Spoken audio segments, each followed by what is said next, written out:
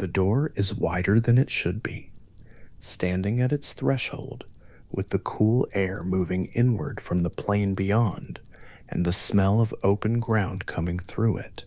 The first thing that is apparent is the scale of the opening itself, not the height, which is considerable, but the width, which is something the eye has difficulty measuring because there is no convenient reference close enough to use.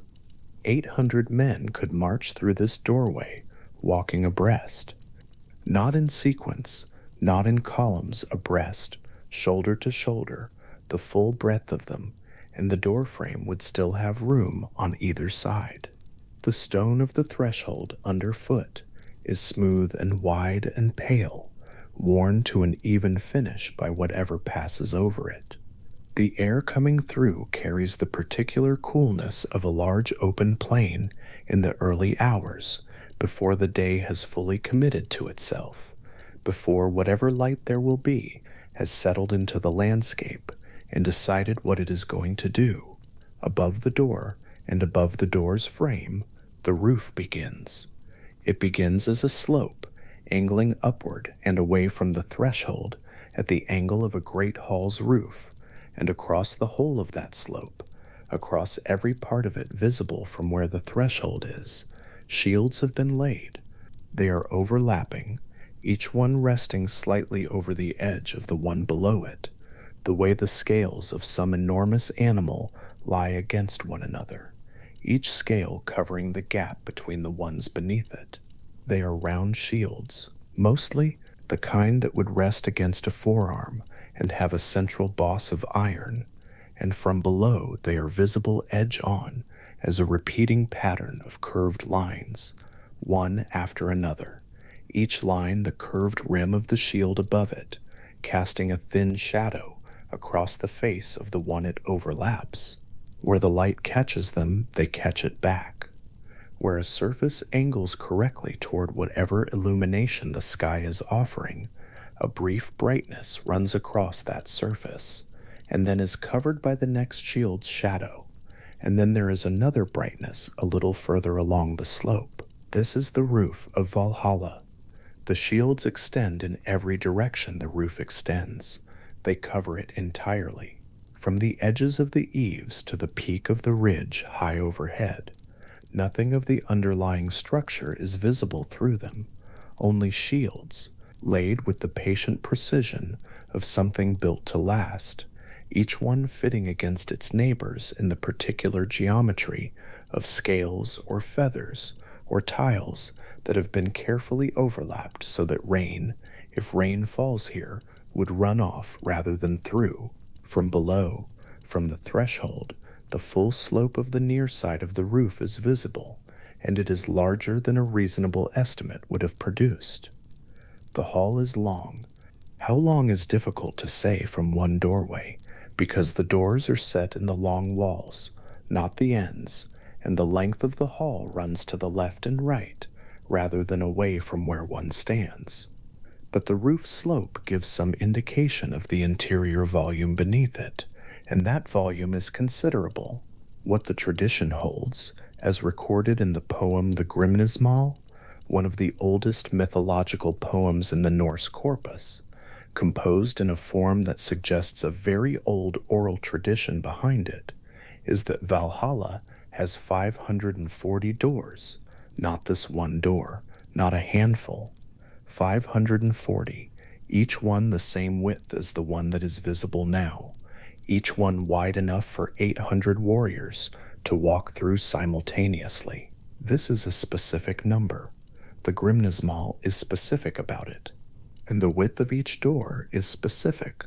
If those two measurements are allowed to do what measurements do when multiplied together, the result is the approximate population capacity of the hall, and the result is 432,000. 432,000 warriors, each one capable of passing through a door at the same time as 799 others, all 540 doors in use at once. Scholars who have examined this number have noted its relationship to other numerologically significant figures in the Norse cosmological tradition. The number has a particular quality to it, a deliberateness, as though the poet who recorded it, or the tradition that arrived at it, was working with numbers the way a craftsman works with materials, shaping them toward a specific intended form. The cool air continues to move through the door. It comes across the threshold at a steady, unhurried pace, the kind of movement that is not quite a wind and not quite stillness, the kind that carries the smell of very large, very open spaces, flat ground extending far beyond any visible edge, and the particular quality of air that has not been near an enclosed space for some considerable distance.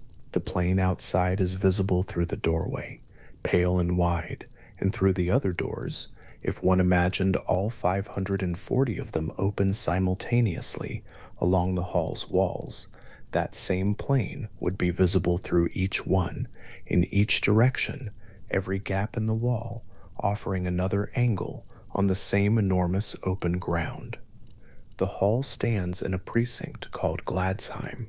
The name means bright home or bright world, depending on how the component words are handled, and it belongs to the region within Asgard, where the 12 chief gods of the Norse tradition hold their thrones and their sacred meeting places. The Prose Edda, the 13th century work of the Icelandic scholar and poet Snorri Sturluson, which synthesizes and explains the older mythological material, identifies Gladsheim as the foremost precinct in Asgard, and Valhalla as the foremost building within it. The hall rises above the other structures in the landscape, the way the largest building in any organized space rises above the rest, not aggressively, not with any attempt to diminish what surrounds it, simply by being larger, its roof visible above the roof lines of everything else. The shield tiling catching light at angles the lower buildings cannot reach. Standing at the threshold and looking up the slope of that tiled roof, the scale of it resolves slowly. There is a quality to very large structures in which the eye, denied a convenient reference, must arrive at the correct scale by a series of small corrections rather than immediately. Something in the angle of the roof suggests one size. Something in the distance between two visible shields suggests another. The two estimates are reconciled and revised again, and at the end of this slow process, the conclusion that settles is larger than any of the intermediate estimates. The roof is wider than the first guess. The hall beneath it is longer. The shields laid across it are more numerous. Each individual shield, from below, has a size that can be estimated, the kind of round shield a warrior would carry, which has a diameter of roughly a yard, perhaps somewhat more, and from that size the coverage of any given area can be roughly estimated, and from that estimate the total number of shields required to cover the roof entirely can be imagined, and the imagining is a task the mind can undertake, but not quite complete before it is overtaken by the sheer quantity of the result. The Grimnes Mall describes the rafters. This is perhaps the detail that requires the most time to settle into once it is understood.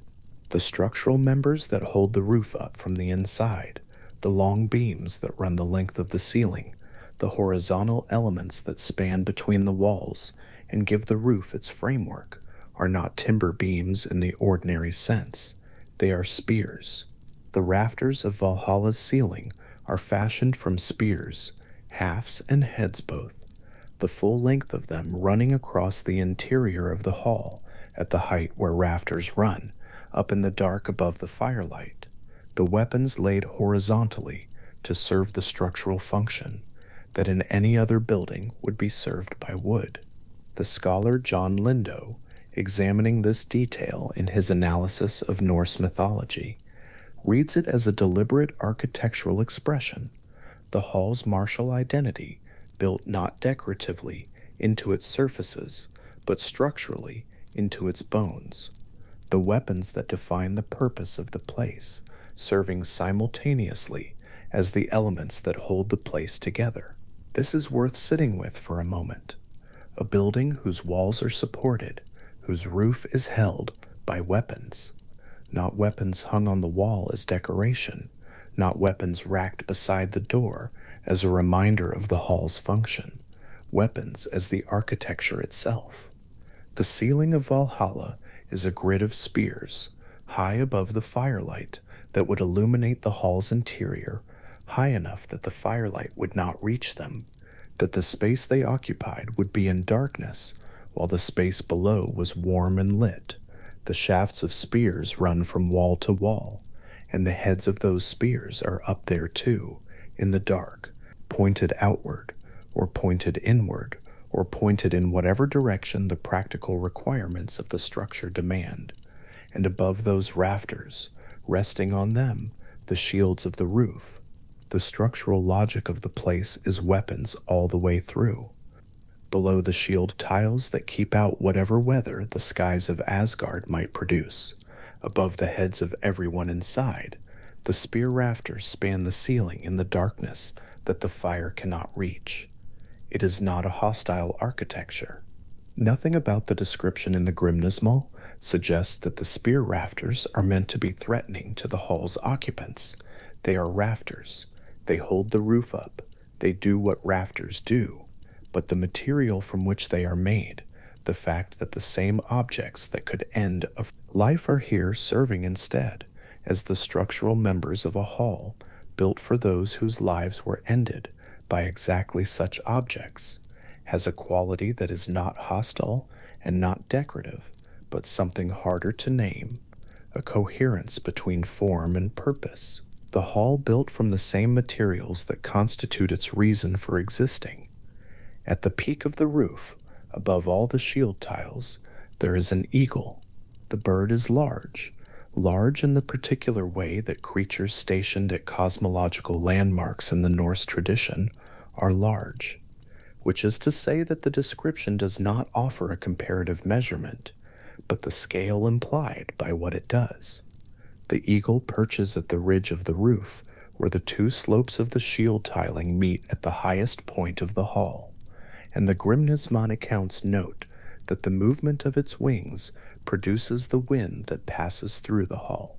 This is the wind felt at the threshold, the cool, steady movement of air coming in from the plain. The eagle's wings are not fully spread. They are half open, perhaps, or simply resting in the position of a large bird settled on a high surface. And even the slow drift of feathers at that scale produces the movement of air that drifts down through the 540 doors, across the threshold stones, and out onto the plain.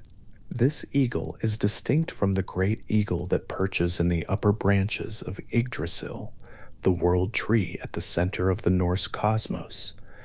The Norse tradition holds several such beings, stationed at significant places, creatures of immense scale, whose presence at a location is itself part of how that location is defined. The eagle at the top of Yggdrasil and the eagle at the peak of Valhalla are different birds occupying different positions in the same cosmological landscape, though both belong to the broader pattern of the tradition's attention to what lives at the highest points of important things. At the top of Yggdrasil, the eagle and the serpent Nidhogg occupy opposite ends of the tree, the bird in the uppermost branches, and the serpent at the roots, and a squirrel named Ratatoskr carries insults between them. The eagle at the ridge of Valhalla has no such counterpart described. It sits at the highest point of the hall's physical structure and produces the wind, and that is what the tradition holds about it. Below the ridge and the eagle and the shields, the doors stand open. All 540 of them, in the account the tradition preserves, stand open, or at least the image of them all open simultaneously is available, the plain beyond each one visible through the gap, the light from outside the hall arriving through all 540 rectangular openings at once. The walls of the hall must be long walls for that many doors to have room, and they are. The morning plane extends beyond each door in whatever direction that particular door faces. Some face east, some west, some north, some south, and in the directions between, each opening frames a portion of the same enormous flat ground, the pale grass or pale stone of it, extending to a distance that through the narrow frame of a doorway appears to go all the way to the edge of what is visible. From the threshold, the interior of the hall waits. Snorri Sturluson, writing in the early 13th century in the Prose Eddas section known as the Gylfa coin, the tricking of Golfi, makes a point of noting something about the hall's capacity that the older poem does not quite address directly. The hall, he writes, is always described as full. The host inside it is always described as enormous, always growing as more of the warrior dead are brought to it, and yet the hall is never described as overcrowded, never described as straining against the addition of more occupants. The implication, which Snorri develops without fully explaining, is that the hall's space is not fixed in the way the space of an ordinary building is fixed, that it expands, or has already been made large enough, or operates according to some arrangement of scale that the ordinary measuring tools of physical architecture cannot accurately assess. This is not a strange claim for a tradition that is entirely at ease with the idea that a hall could have 540 doors. The same tradition that produces this number, 432,000 warriors, by the arithmetic of doors and widths, is a tradition that thinks about scale in particular ways, that returns repeatedly to numbers of cosmological significance and builds its mythology around them with a kind of careful attention. The Norse cosmological tradition counts 9 worlds arranged within the structure of Yggdrasil. It counts 3 wells at the tree's roots. It counts 12 chief gods whose thrones are in Gladsheim, whose halls and halls of allies and halls of the dead are distributed across the structure of Asgard in ways the Grimnismal catalogues systematically. The number 540 is part of this pattern of deliberate enumeration, in more not a casual figure, and the arithmetic it produces, 432,000, lands in a place that scholars have recognized as connected to other large numerically significant figures in the tradition. 432,000 warriors waiting in Valhalla. The cool air continues to move across the threshold, the eagle's wings doing their quiet work somewhere above the shield tiles, the whole enormous roof spread overhead in the morning light.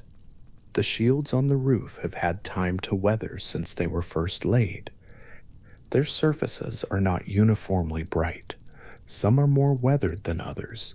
Some have developed a patina that takes the light differently than the polished ones, and the pattern of brightness and shadow across the slope of the roof is not perfectly regular as a result. The overall impression is still of scales, still of the close-fitting overlap of individual surfaces into one large surface, but the individual variation in each shield is part of the impression too. Each one was made separately. Each one has its own history, its own wear, its own particular angle to the light. The scale of the building resolves one more time, settling into something larger than the previous estimate. Looking along the exterior wall from the threshold, the line of doors extends in both directions. To the left, the next door is visible at the next break in the wall, and the one after that, and the one after that, each successive doorway slightly smaller with distance, the openings growing narrower as they recede, until they are simply a pattern of alternating wall and gap, and then smaller than that, and then small enough that only the pattern is legible, rather than any individual door. And then, even the pattern becomes indistinct, and the wall simply continues, the shield roof extending above it, until both the wall and the roof and the pattern of doors have gone past the point where the eye can resolve individual elements and become simply a continued presence extending further than seems reasonable. This is one wall. The hall has two long walls, and the doors are presumably distributed across both. The same recession and eventual indistinction would be visible from the threshold of any door along the other wall. The hall is as wide as it is long, or nearly, and it is very long. Above, the roof with its shields. At the peak, the eagle. Beyond each door, the plain.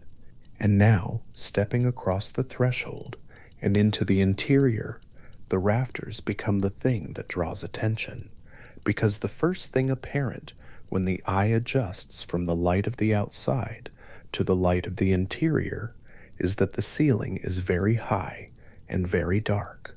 The firelight that would illuminate this space, the fires that would burn in the long hearths of a hall this size, providing the warmth and light for the vast number of occupants described. That firelight does not reach the ceiling. The fires are below. Their light extends upward to a point, and at some height above the midpoint of the hall, the light fails, and above that failure is the darkness where the rafters are.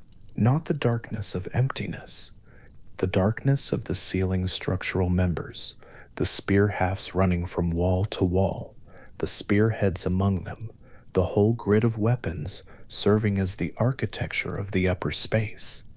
They are there. It is simply that the firelight does not reach them, and so they are known rather than seen, present in the knowledge of what the building is made of, rather than present in direct visual terms, from where one stands, just inside the doorway. The scale of the hall presses gently from all sides. Not uncomfortably. The impression is not of a space that is too large for comfort, not the particular unease of a space so vast that it makes the occupant feel small and exposed. The impression is more like the particular quality of a cathedral nave, or any very large interior built for a large gathering, in which the scale of the space is appropriate to the purpose of it, in which the ceiling's height and the wall's distance are not excessive, but simply correctly proportioned to the number of people the space is meant to hold. 432,000 warriors at a long feast would need a very large hall. This hall is very large. The proportion makes a kind of sense. The light from the doorway behind is still present. The coolness of the plain still faintly felt from across the threshold. Looking up from just inside the door, the spear rafters are somewhere above in the dark.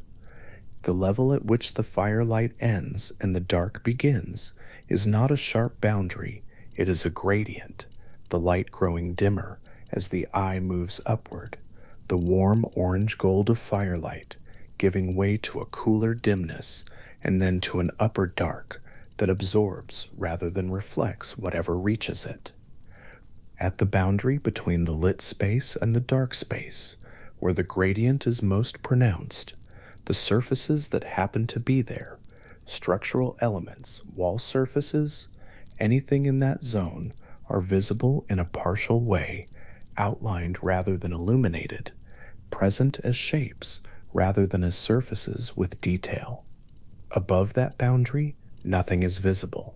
The spear rafters are up there in the dark, doing their structural work in the dark, the hall resting on them, the shields resting on the hall. The tradition does not describe Valhalla as a gloomy place. Everything else the tradition holds about it points in the opposite direction, toward warmth, toward noise, toward the particular fullness of a great feast with more participants than can be easily counted.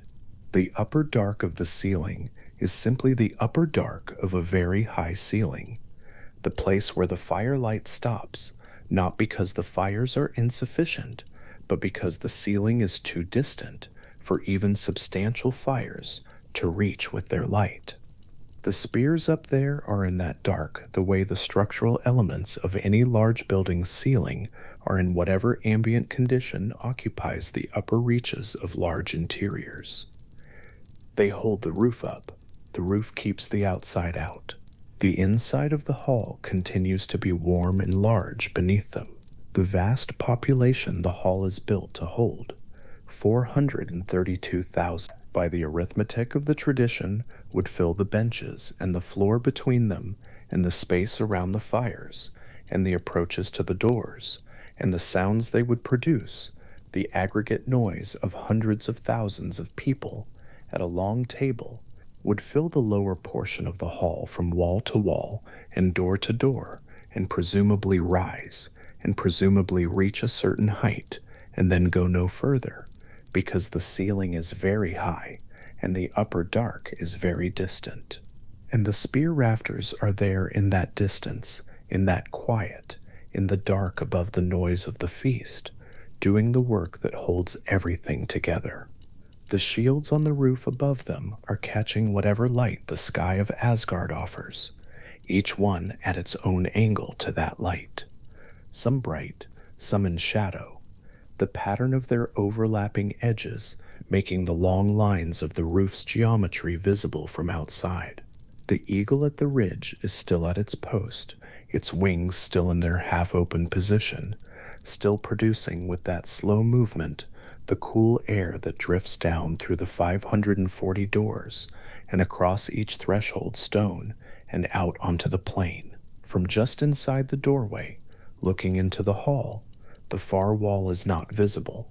Not because of darkness, the hall is lit well enough along its length that the existence of a far wall can be inferred, but because the distance is simply too great for the detail of the far wall to resolve at this range. The benches that would line the hall extend into the middle distance, and then into a further distance, and then into the limit of what can be distinguished. The fires that would burn in the hearths between the benches are presumably burning somewhere in that middle distance.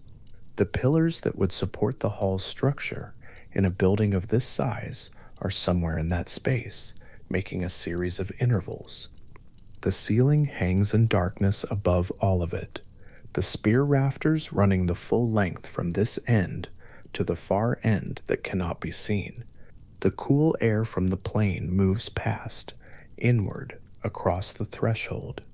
The shields overhead catch the light. The hall extends away into its interior enormity, the spear rafters somewhere above in the dark, the firelight not quite reaching them, the space they occupy, neither threatening nor empty, simply vast and high and old, and the particular settled quiet that very large things have when they are at rest between the occasions that require their full capacity. Whatever the full capacity of this place involves, whatever fills all 540 doors at once, whatever occupies the benches along the full length of both walls, and produces the noise that would fill the lower air and rise toward the dark ceiling, whatever that is, has not yet arrived, or it has arrived and departed and will arrive again. The hall remains, the shields on the roof remain, the spear rafters in the upper dark remain, the eagle at the ridge remains, its wings moving in their slow half-open drift, the wind they produce passing down through every open door and across every threshold and out onto the plain that stretches beyond each of the 540 openings in the same pale early light. The interior of the hall is larger than it looks from the doorway. It is always larger than it looks from the doorway. The eye arriving at the threshold and taking in what is visible, the width of the opening, the shield slope overhead, the darkness of the ceiling inside, the diminishing line of the walls extending to the left and right, makes an estimate of the interior volume. And then one steps across the threshold, and the estimate revises.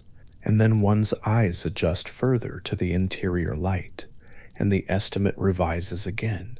And then the ceiling reasserts its distance, and the far wall fails to resolve, and the benches extend further than the initial accounting allowed for, and the estimate settles into something larger, and something larger, and something that is simply larger than the tools available for measuring it are built to measure.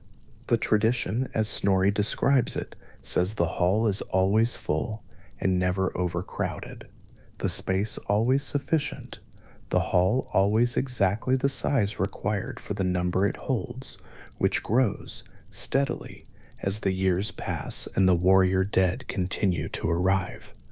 The fires that have not yet been lit are already built for lighting. The benches that have not yet been filled are already in place along the walls. The spear rafters in the darkness above are already doing their work.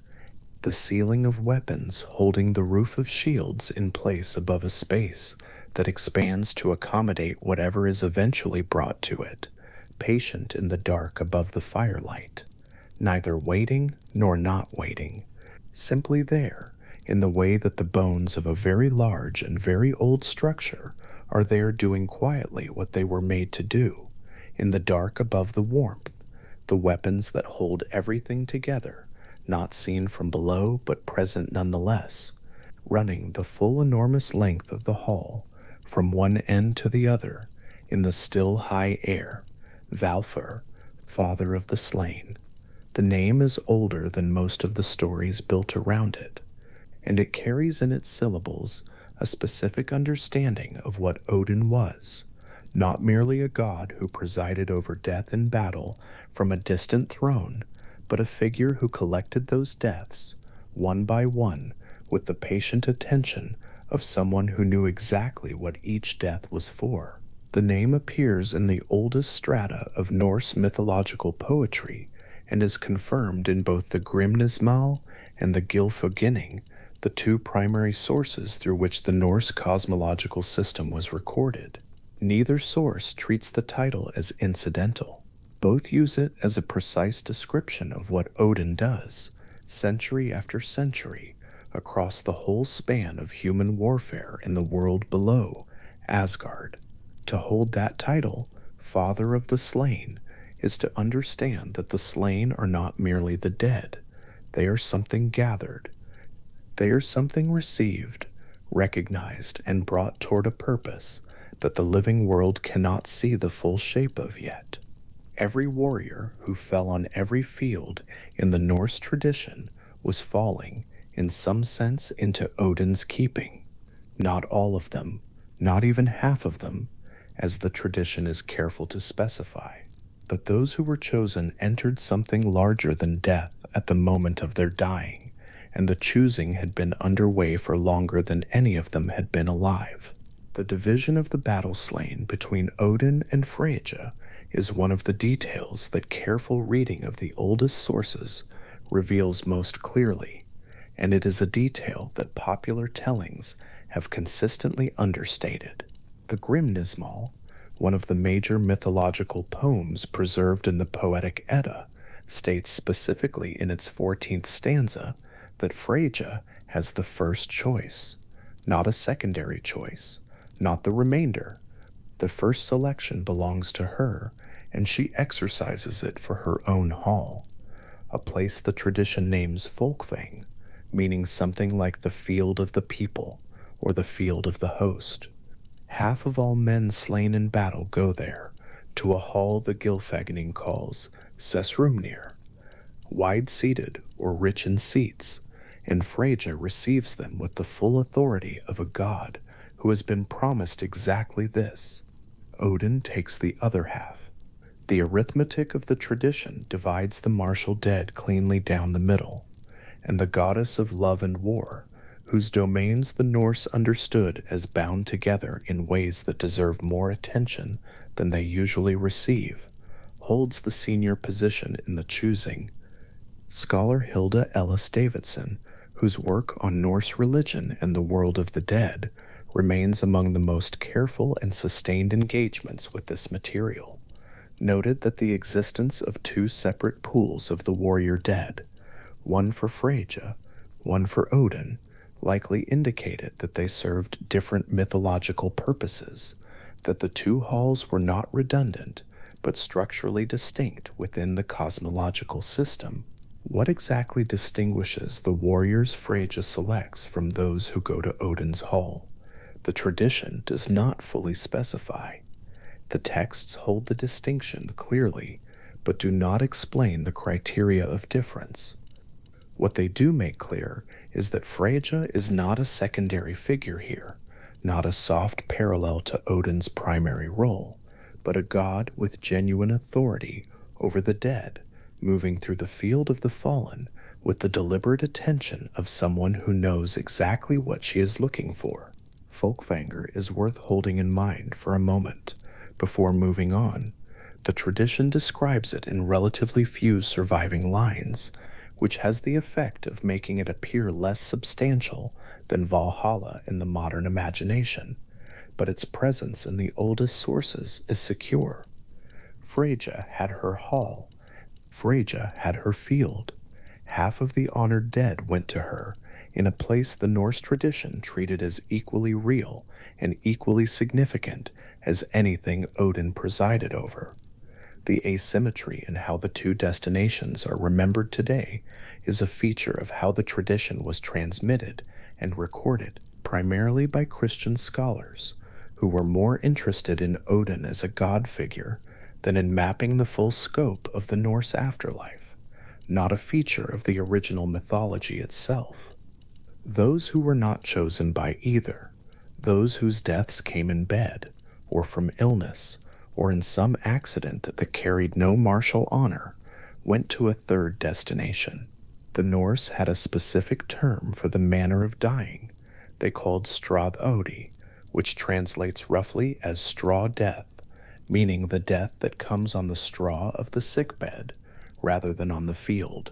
It was understood as a distinct category, with genuine cultural weight in a society organized around martial values, and the related belief that the manner of dying shaped what came after it. Those who died straw deaths were not condemned in any punitive sense.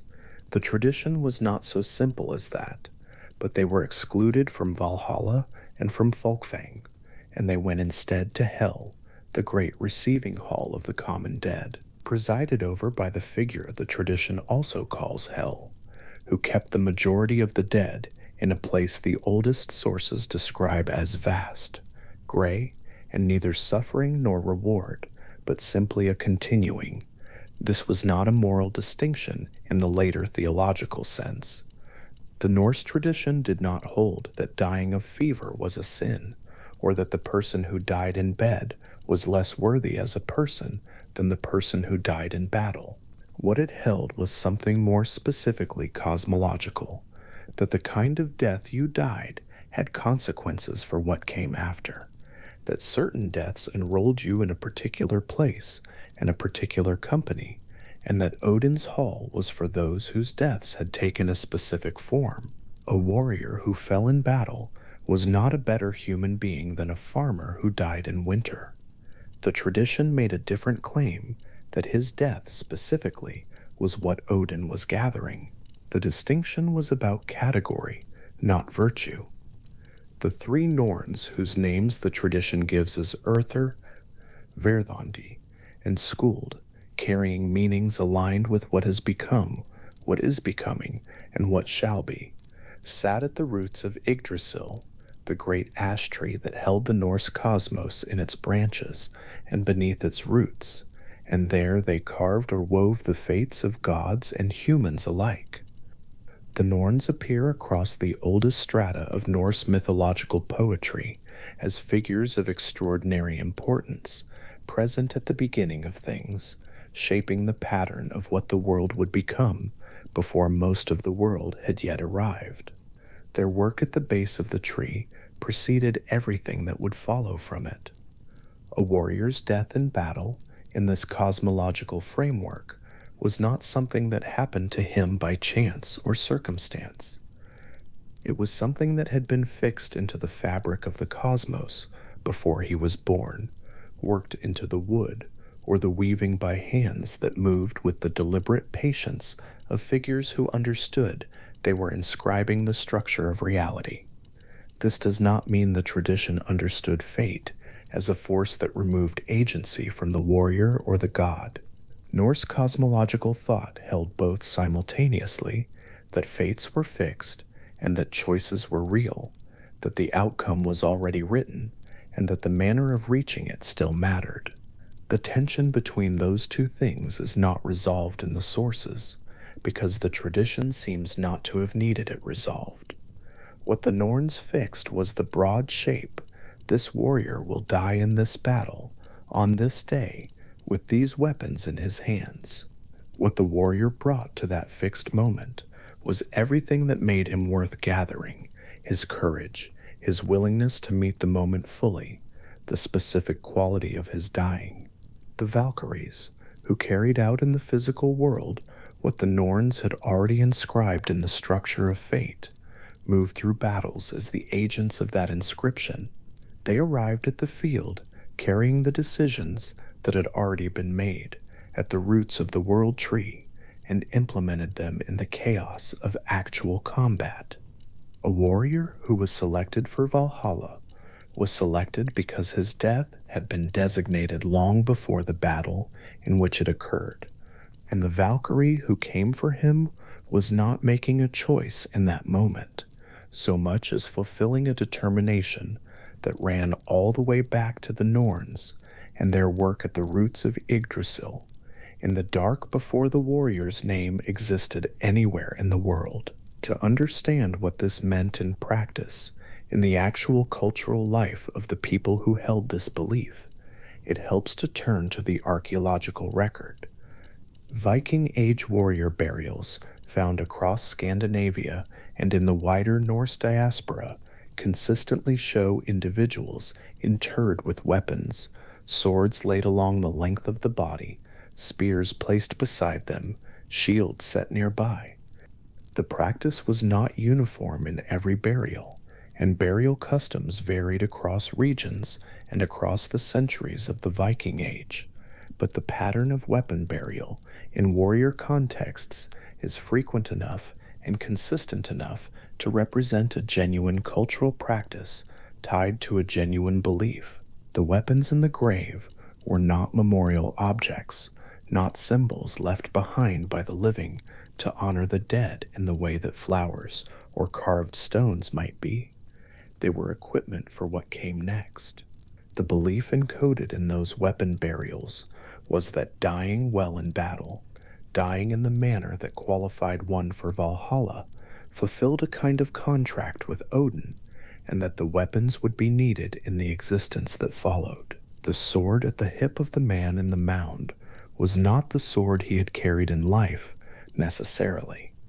Some burials included weapons that appear never to have been used.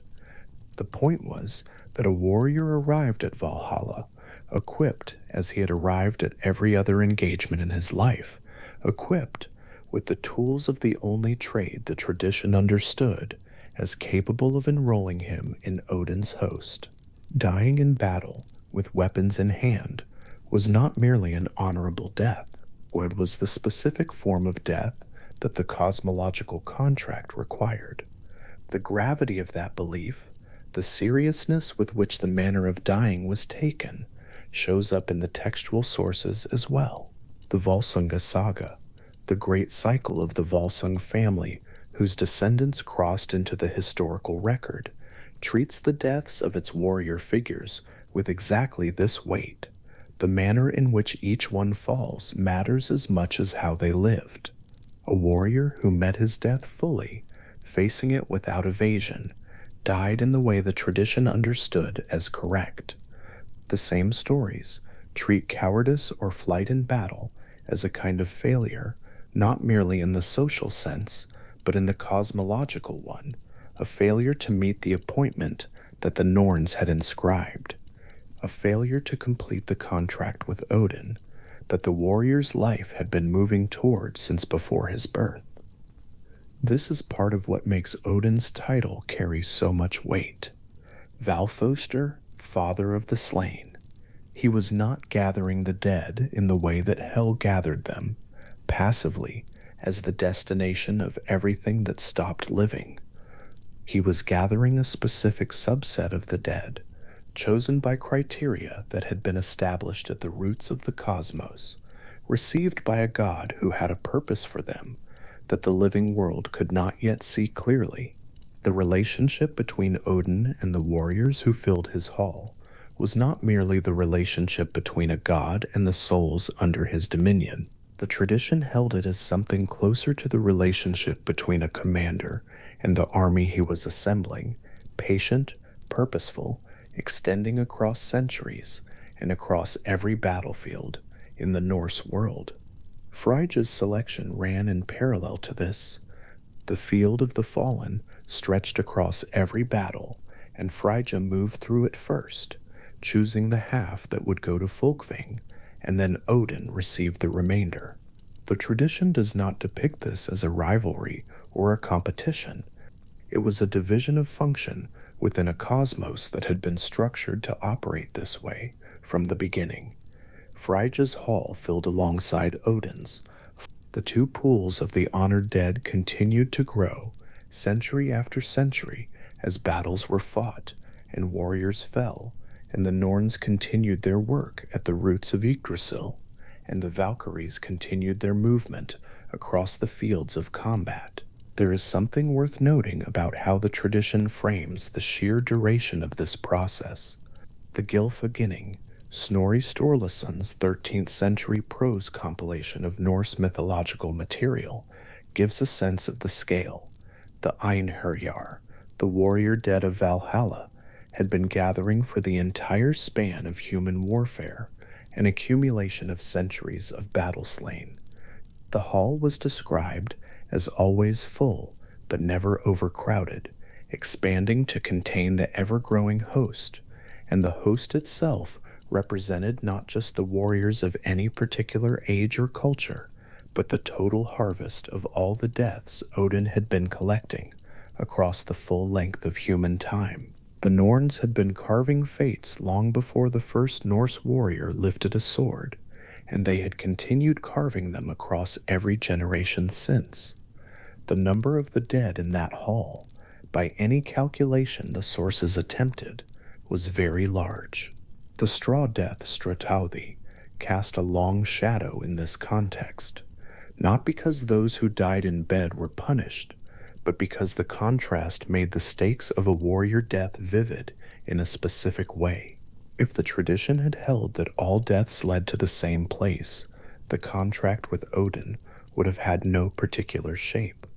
What gave it shape was the specificity of the exclusion. This kind of death does not go there. Only this kind of death, the death that came in the form of battle, with weapons in hand, in the specific manner that the Norns had inscribed and the Valkyries were sent to receive. Only that death enrolled you in the host. The exclusion of straw death was not a cruelty. It was the other side of the meaning. It defined, by contrast, what it meant to die in the manner that Odin was waiting for.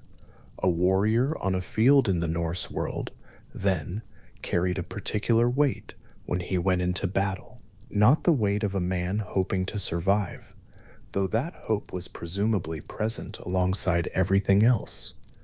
The weight of a man who understood that how he died, if today was the day, would determine what he became afterward.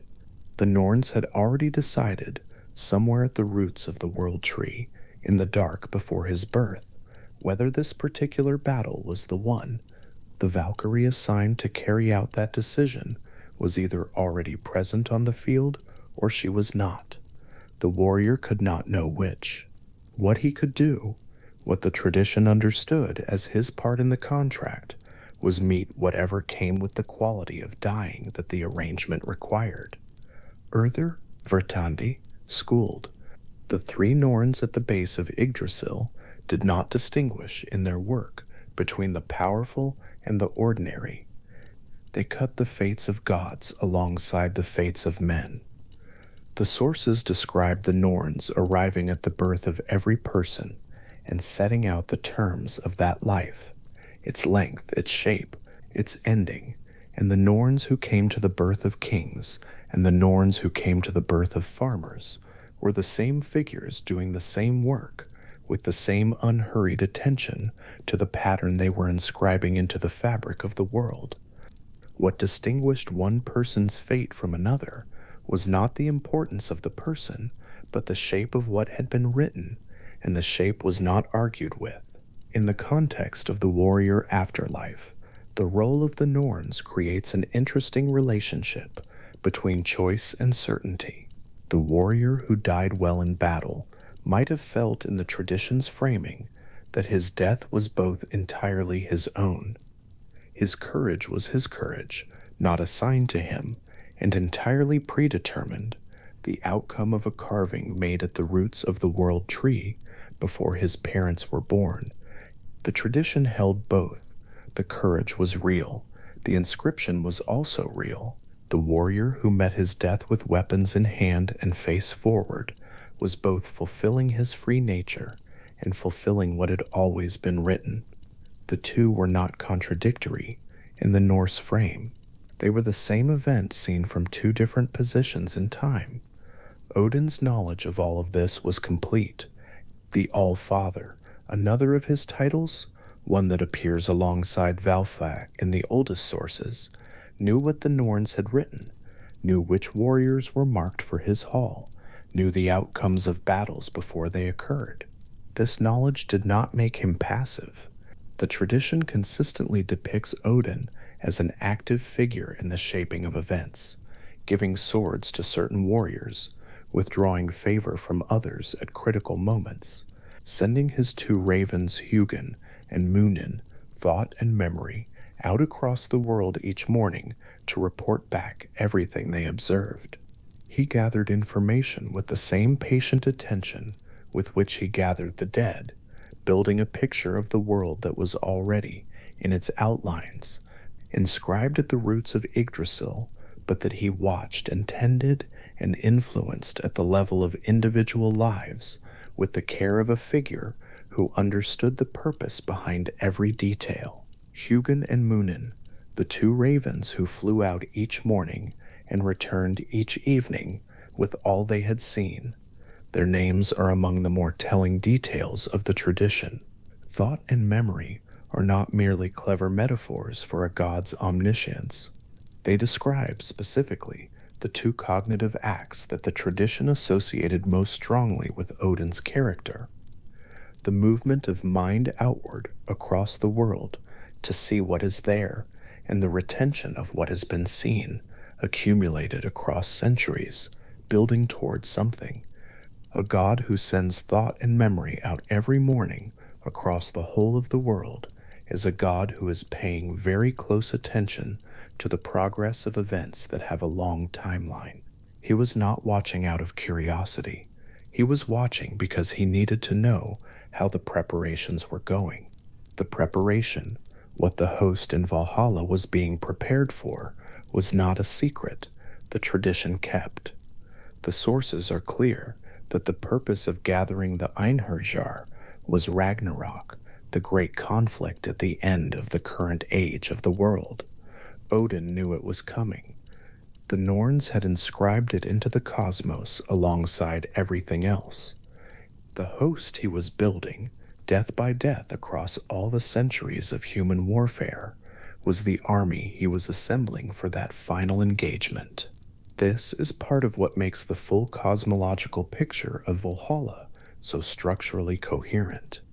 The hall was not simply a reward for brave warriors, though it was that too. It was a project, a long, patient, methodical project conducted by a god who understood he was working against a timeline written into the roots of the world before the world was fully assembled. The warriors, in life, perhaps did not think of themselves primarily as future recruits in a cosmic army. The tradition does not require that they did. What it required was that they die in the manner the contract specified, in battle, with weapons in their hands, fully meeting the moment, and then Odin received them in the project. The individual warrior's understanding of his place in the larger picture was not the point. The point was the dying, and the receiving, and the slow accumulation of the host across the full span of human time. There is something in this that the tradition returns to, quietly, across multiple sources. The patience of it. Odin was not in a hurry. He was not collecting the dead with urgency or desperation. He was gathering them with the steady attention of someone who understood that the timeline was long and the work was proceeding correctly. The Norns carved, the Valkyries rode, the warriors fell in battle across every field in the Norse world, and in every case that had been marked in the wood of the world tree, Odin received them. The hall filled, the host grew. The evening feasts continued, night after night, in a hall that was always full and never overcrowded, and the purpose behind all of it remained stable, patient, and very old. Freya had her half, Hel had the rest, and between the straw death that led to the gray quiet of Hel's domain and the battle death that led to either Folkvangr or Valhalla, the tradition drew a line that carried genuine weight in the culture that maintained it, not because dying in bed was shameful in any simple moral sense, but because the Norse cosmological system had organized itself around a specific understanding of what certain kinds of dying were for. A death in battle was not merely an ending, it was an enrollment. It was the completion of a contract that had been written before the warrior's name existed anywhere, and its fulfillment carried him to one of the two halls that the tradition had built to receive exactly this.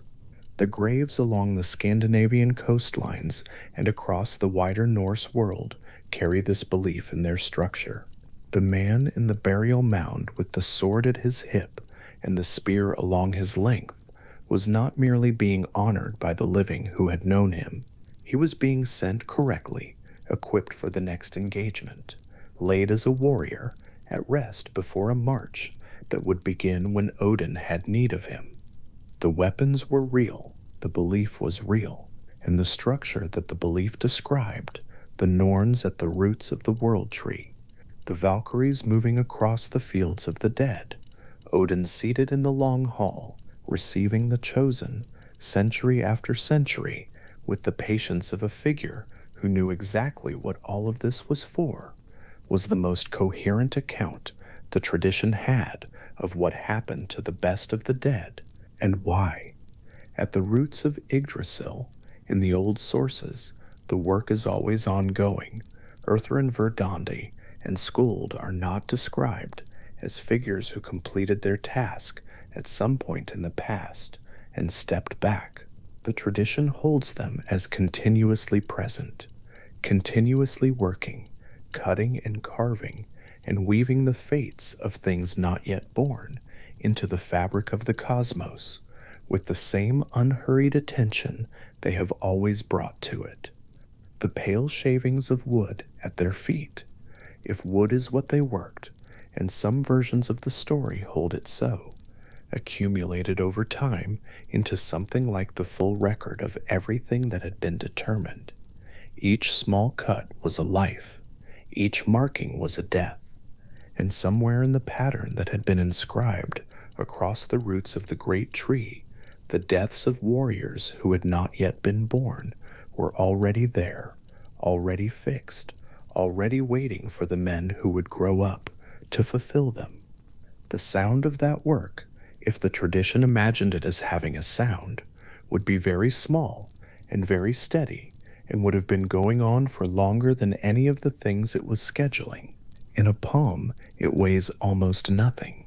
The Harby figurine, found on the Danish island of Funen in 2012, dated to somewhere in the 8th or 9th century, is small enough that the fingers close around it easily, and it is made of gold, which means that even now, more than 1,000 years after someone shaped it, the surface still holds light, the way gold always does, collecting it from wherever the light is coming from and giving it back in a slightly warmer form. The figure is a woman. She wears a long dress, and her hair is pulled back and gathered behind her head, a small raised ridge running across her back where the ponytail lies. At her hip, barely visible at this scale, is what appears to be a sword. In her other hand, the suggestion of a shield. She is no larger than a thumb. Archaeologists and scholars of Norse material culture have identified the Harby figurine as one of the most direct physical representations of a Valkyrie yet recovered from the archaeological record. That identification rests on the combination of details: the woman, the weapons, the period, the material, and on the broader tradition of small female figures from the Norse world, several of which appear to carry the same markers of martial identity. What makes the Harby figure particularly striking is not the gold, though the gold does indicate she was made to matter, that someone thought her worth the material. What is striking is how calm she looks. There is nothing in the posture of the figure that reads as violent or urgent. She simply stands, the sword at her side, as though the sword is simply part of what she is, the way a person's height or the set of their shoulders is simply part of what they are. The word Valkyrie comes from the Old Norse Valkyria, meaning chooser of the slain. The name holds the entire function within it, the choosing and the slain, and the one who moves between them. In the Norse tradition, Valkyries were the agents who crossed between Asgard and the mortal world, who entered the chaos of battle, and within it identified which warriors would die that day and be taken. They were not observers. The choice was theirs to carry out, and what the sources reveal, when taken together, is that the figures who moved through those battlefields were not generic spirits of death drawn in broad strokes, but named individuals, each with her own designation, her own history in the sources, her own particular place in the tradition's imagining of how the dead were gathered.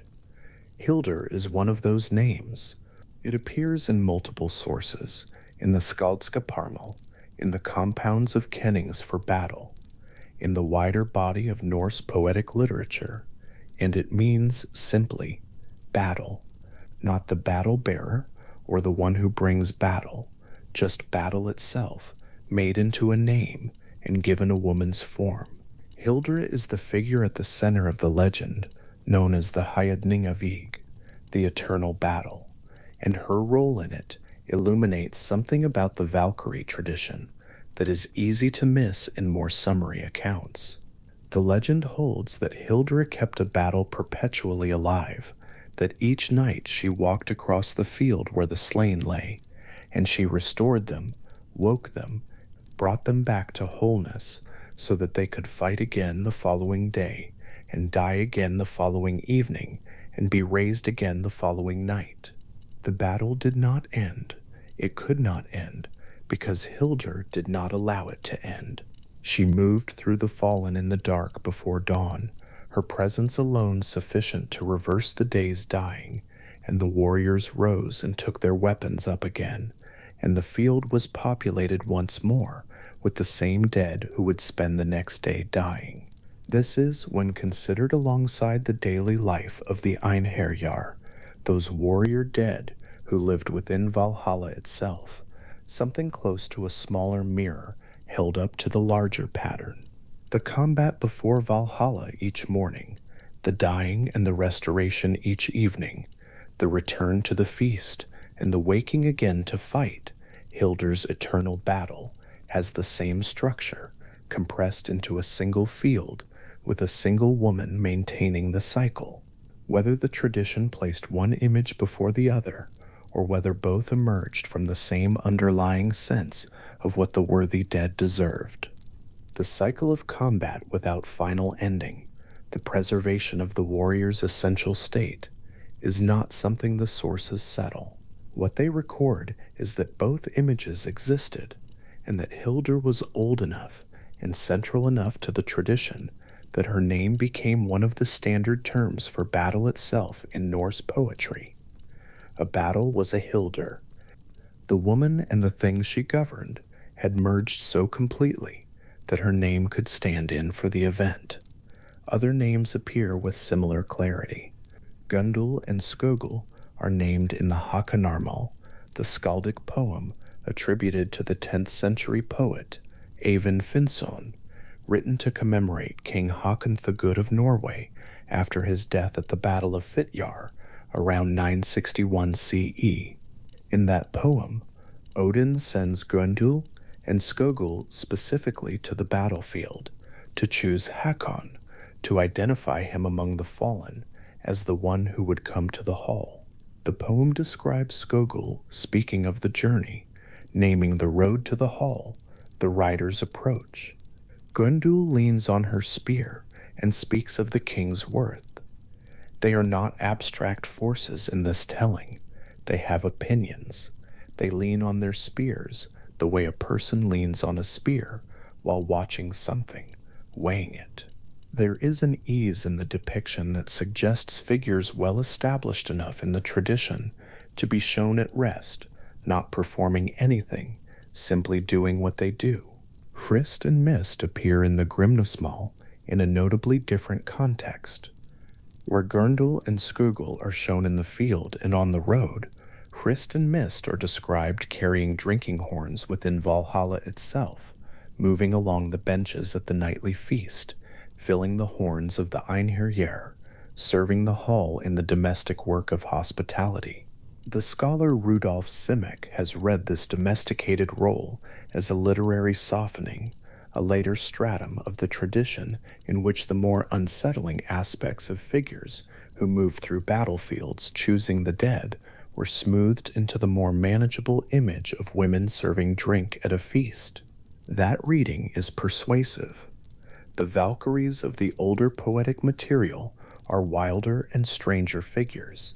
They carry the field's violence inside them. The ones who move quietly through the firelight with drinking horns are doing something recognizable, something that can be illustrated in a domestic scene without discomfort. They are still Valkyries. They are still named. But the edge that runs through Hilda and the weavers of the Daratharjod has been, in these verses, set aside. The Daratharjod is a poem preserved in Jarl's saga, and it depicts a scene that sits at some distance from both the field and the feast. In the poem, Valkyries appear as weavers, seated at a loom, working in the way weavers work, their hands moving through the ordinary rhythms of the craft. What they are weaving and the materials of the loom are not ordinary. The poem describes the loom's weights as human heads, its warp as human intestines. Into this cloth, they weave the outcome of a specific battle. The deaths of named warriors are worked into the pattern. The Valkyries speak as they weave, naming what the cloth is making, the victories and the falling, and the blood that will follow.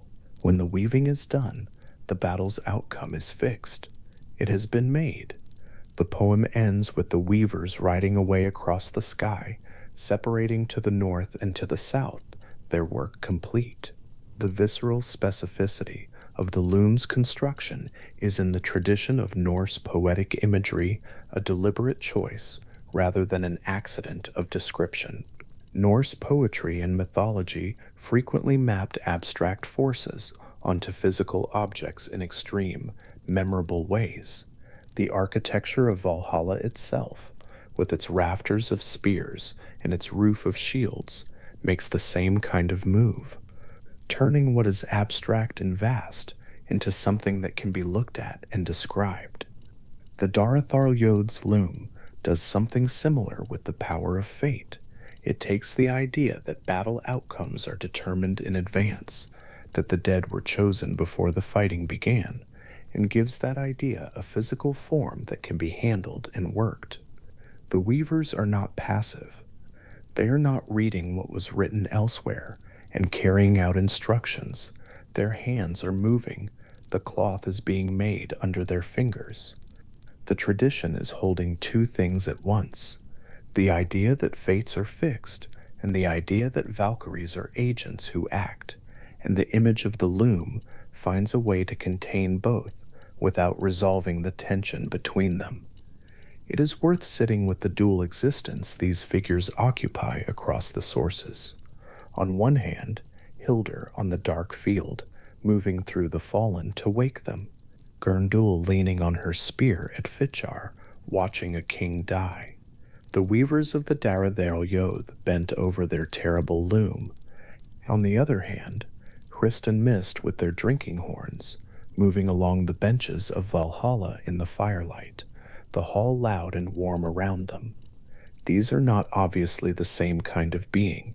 The gap between the figure who walks through a battlefield at night, restoring the dead, and the figure who carries mead to warriors at a feast seems wide enough to ask whether the same tradition genuinely holds both, or whether two older and distinct traditions were folded together into the category of Valkyrie over time. Scholars have argued for both positions. The older stratum of spirit woman imagery, figures closer to the more terrifying female death spirits of Germanic tradition, may well lie beneath the more orderly and functional Valkyries of the Eddic poems.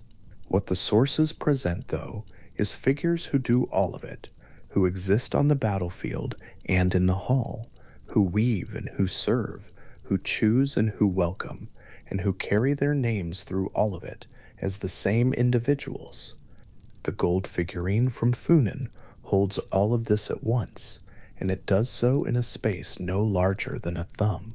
Whatever the craftsperson who made her understood the Valkyries to be, whether they understood her as the battle chooser, the hall servant, the weaver, the night walker among the fallen, what they made was a woman with a sword, standing calmly, made in gold to last. The choice of gold matters. Gold in the Norse world was not simply a marker of expense, though it was certainly that. Gold appeared in the Eddic imagery of the gods themselves, Gladsheim's golden thrones, the golden bristles of the boar Gullinbursti, the golden-haired goddess Sif.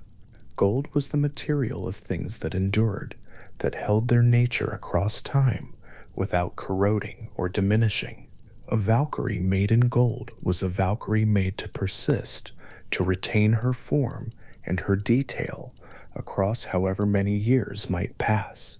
The person who commissioned or crafted the Harpy figure was expressing something about the Valkyries that the poetry also expresses, that they were permanent, that they had been doing this since before anyone now living was born, and would continue doing it long after, that the choosing and the carrying and the serving and the waking were not temporary arrangements, but fixed features of the world's structure. There are picture stones from the island of Gotland, large carved slabs of limestone that stand in fields and churchyards across the island, some of them dating to the early migration period, and many others from the Viking Age proper, that carry images aligning closely with the textual descriptions of a warrior's arrival at Valhalla. The stones at Ardre and Changvide are among the most discussed. The Toingvida stone shows a mounted figure at its center, a horse beneath him, and beside the horse a woman standing, her arm extended, a drinking horn in her hand. The scene, read against the body of textual and artistic evidence from the same period, has been interpreted by scholars as depicting the moment of arrival, the warrior on his horse, and the woman who meets him, offering the horn that is the first gesture of the hall's welcome. The stone itself is worn. Tangvidi stands outdoors on Gotland, as these stones always have, and centuries of weather have worked on the surface. The carved lines are still there, still legible, still readable, as what they were carved to show, but softened at the edges, slightly blurred, the crisp cuts of the original craftsman's tool now gentle in the stone. The Ardre stone carries a similar composition in a more complex field of images. The picture stones of Gotland are not single-scene monuments. They contain multiple registers of imagery, rows of figures and ships and creatures, stacked one above another, the whole surface dense with the visual vocabulary of Norse cosmological belief. The arrival scene on Ardre sits within that larger composition, the horn-bearing woman and the mounted warrior existing in a space that also holds ships and serpents and other figures whose identities have occupied scholars for generations. That the arrival at the hall was considered significant enough to carve to put in stone in a public form on monuments visible across the landscape of Gotland indicates that the reception scene was not a minor or esoteric element of the tradition.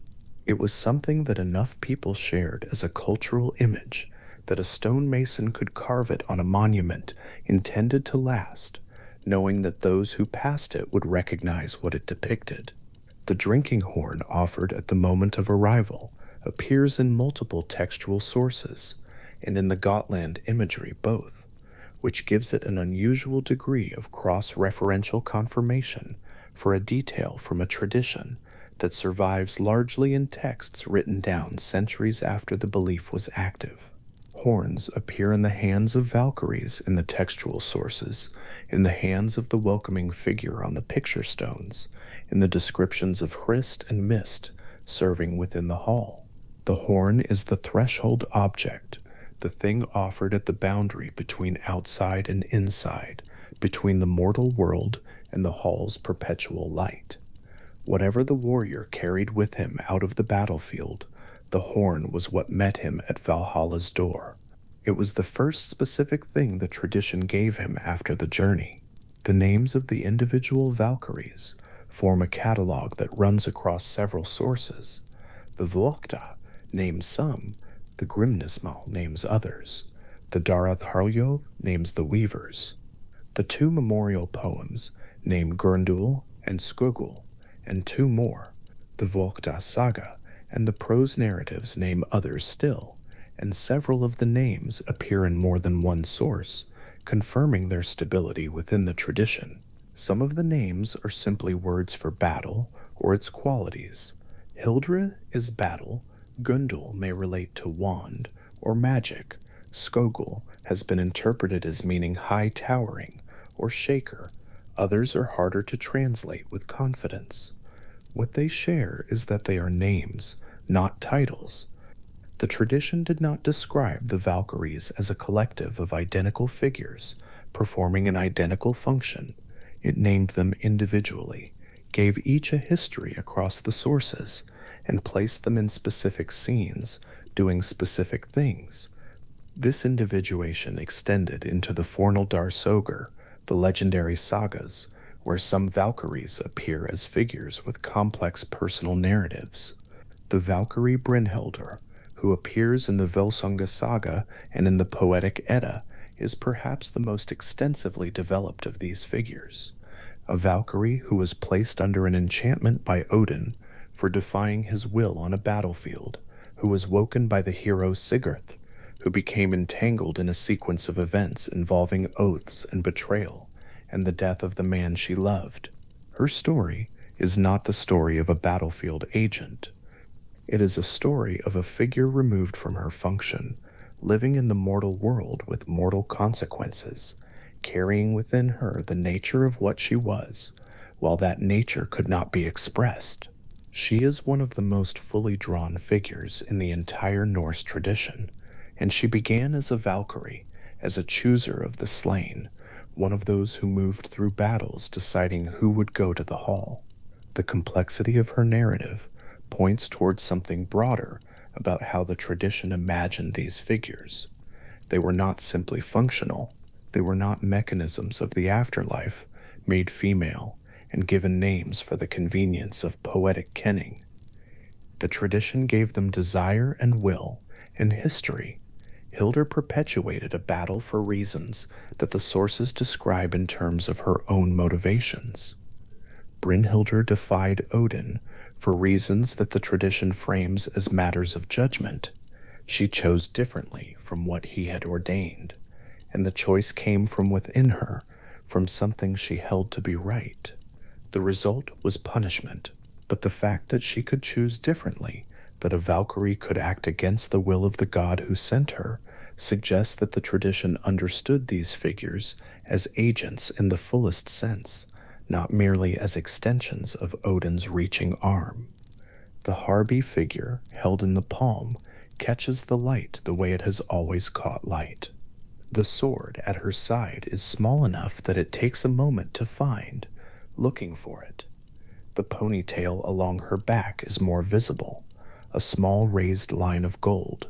She stands as she has always stood, the figure's posture unchanged across the 12 or 13 centuries since she was made, the same proportions, the same slight forward set of the shoulders, the same quality of stillness that is different from inaction. She was made to stand like this. Whoever shaped her understood that stillness and readiness were not opposites, that a figure could hold both at once, that the Valkyrie waiting and the Valkyrie already moving were versions of the same thing. The picture stones of Gotland face outward across their island. The Changvide stone, with its horn bearer and its mounted arrival, stands as stones like this have always stood, oriented toward the landscape, toward the sea, visible from the western coast of Gotland, in clear weather, toward whatever direction the tradition considered appropriate for a monument meant to be seen. The carving is worn at the edges. The rider's outline has softened slightly in the centuries of rain and frost and summer heat. The woman with the horn is still recognizable. She is still extending the horn. She will be doing so for as long as the stone holds its shape, for as long as weather works slowly enough that the image survives, for as long as there are people who know what the image means and find it worth looking at. That continuity, the image persisting in stone, while the belief that generated it transformed and receded and was replaced by other beliefs, and then recovered by scholars working from manuscripts and archaeology, is itself a feature of how the Norse tradition has come down through time. Most of what is known of the Valkyries comes from manuscripts written in Iceland in the 12th and 13th centuries, some of them compiled or composed by Christian writers who preserved pre-Christian material for its literary and historical value, without necessarily sharing the cosmological framework that made it live.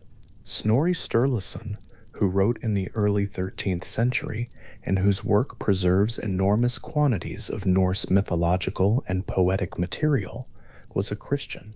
He wrote about Valhalla and the Valkyries and Odin from a position of careful scholarly distance, treating them as the beliefs of his ancestors rather than as his own. And yet the care with which he recorded the material, the detail and precision of his accounts in the Prose Edda, or suggests that he found the tradition genuinely worth preserving, that the quality of the stories, the coherence of the cosmological system, the strangeness and specificity of images like the goat on the roof and the rafters of spears were worth setting down accurately, even for a reader who would not take them as literally true. The picture stones did not require Snorri. They predate him by several centuries and record the same images in a different medium, confirming that the arrival scene and the horn-bearing welcome were established long before any manuscript was compiled. What the stones cannot tell us is the name of the figure holding the horn. They cannot tell us whether the craftsman who carved the Changvide stone thought of her as Hrist or Mist or Gundul or some other name from the tradition's catalog. The image holds the act, the welcome, the threshold, the horn extended, and leaves the name to other sources. Across all of these sources, the physical and the textual, the gold figurine and the carved limestone and the Eddic stanzas and the skaldic verses, a consistent shape emerges. The Valkyries occupied two spaces simultaneously, and the tradition seems to have considered both spaces equally essential to what they were. Without the battlefield and the choosing, there could be no arrival at the hall. Without the hall and the welcome, the choosing would be purposeless. Of the figure with the sword at Harby and the figure with the horn at Changvide are, within the tradition's logic, versions of the same being at different points in the same act, the choosing, the journey, the arrival, the welcome, and then, somewhere in the dark of the field, the choosing again. Hildur on her eternal battlefield is the figure this double existence produces when extended to its limit. In the Heidning of Ygg, she does not bring warriors to a hall. She keeps them on the field. The combat is the existence, perpetually renewed, the killing and the restoration cycling through the same dark hours every night. Whether this represents an older stratum of the tradition, a version of warrior afterlife imagined before the specific institution of Valhalla was fully elaborated, or whether it is a parallel and distinct tradition that the sources preserve alongside the Hall mythology, without requiring them to be reconciled.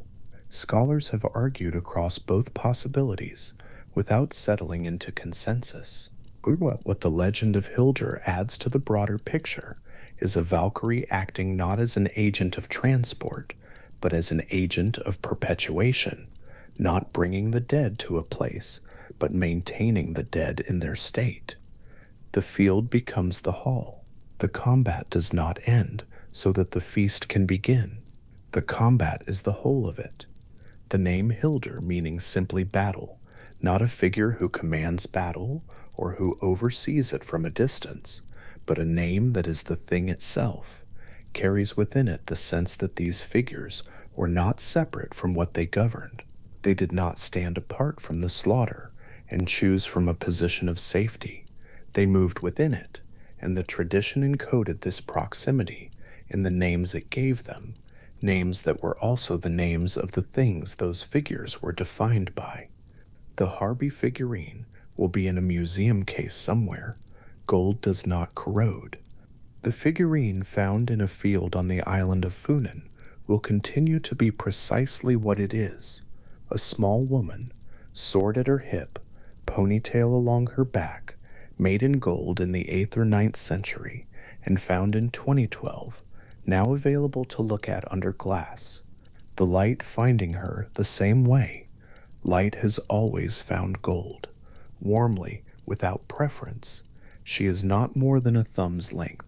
She weighs almost nothing, and she contains, in her small gold stillness, the whole of what the tradition was trying to hold, the warrior woman, the chooser, the one who moved between the chaos of the field and the warmth of the hall, doing what she was made to do, as long as battles were fought and the hall required filling. The picture stones of Gotland stand in the open air.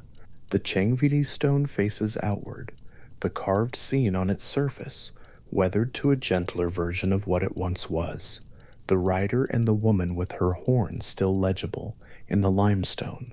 Around them the island extends, the low coastal landscape, the Baltic visible from certain elevations, the sky above Gotland, the same sky it has always been. The stones have been standing in this weather for more than 1,000 years. The carvers who made them are long past. The belief that generated the images they carry has been transformed and recovered and interpreted and argued over by scholars across the centuries. The stones have not moved. They are still doing what stones do, which is hold their form against time, returning the image carved into them for as long as the stone itself holds. The woman on the Chengvide stone still extends the horn.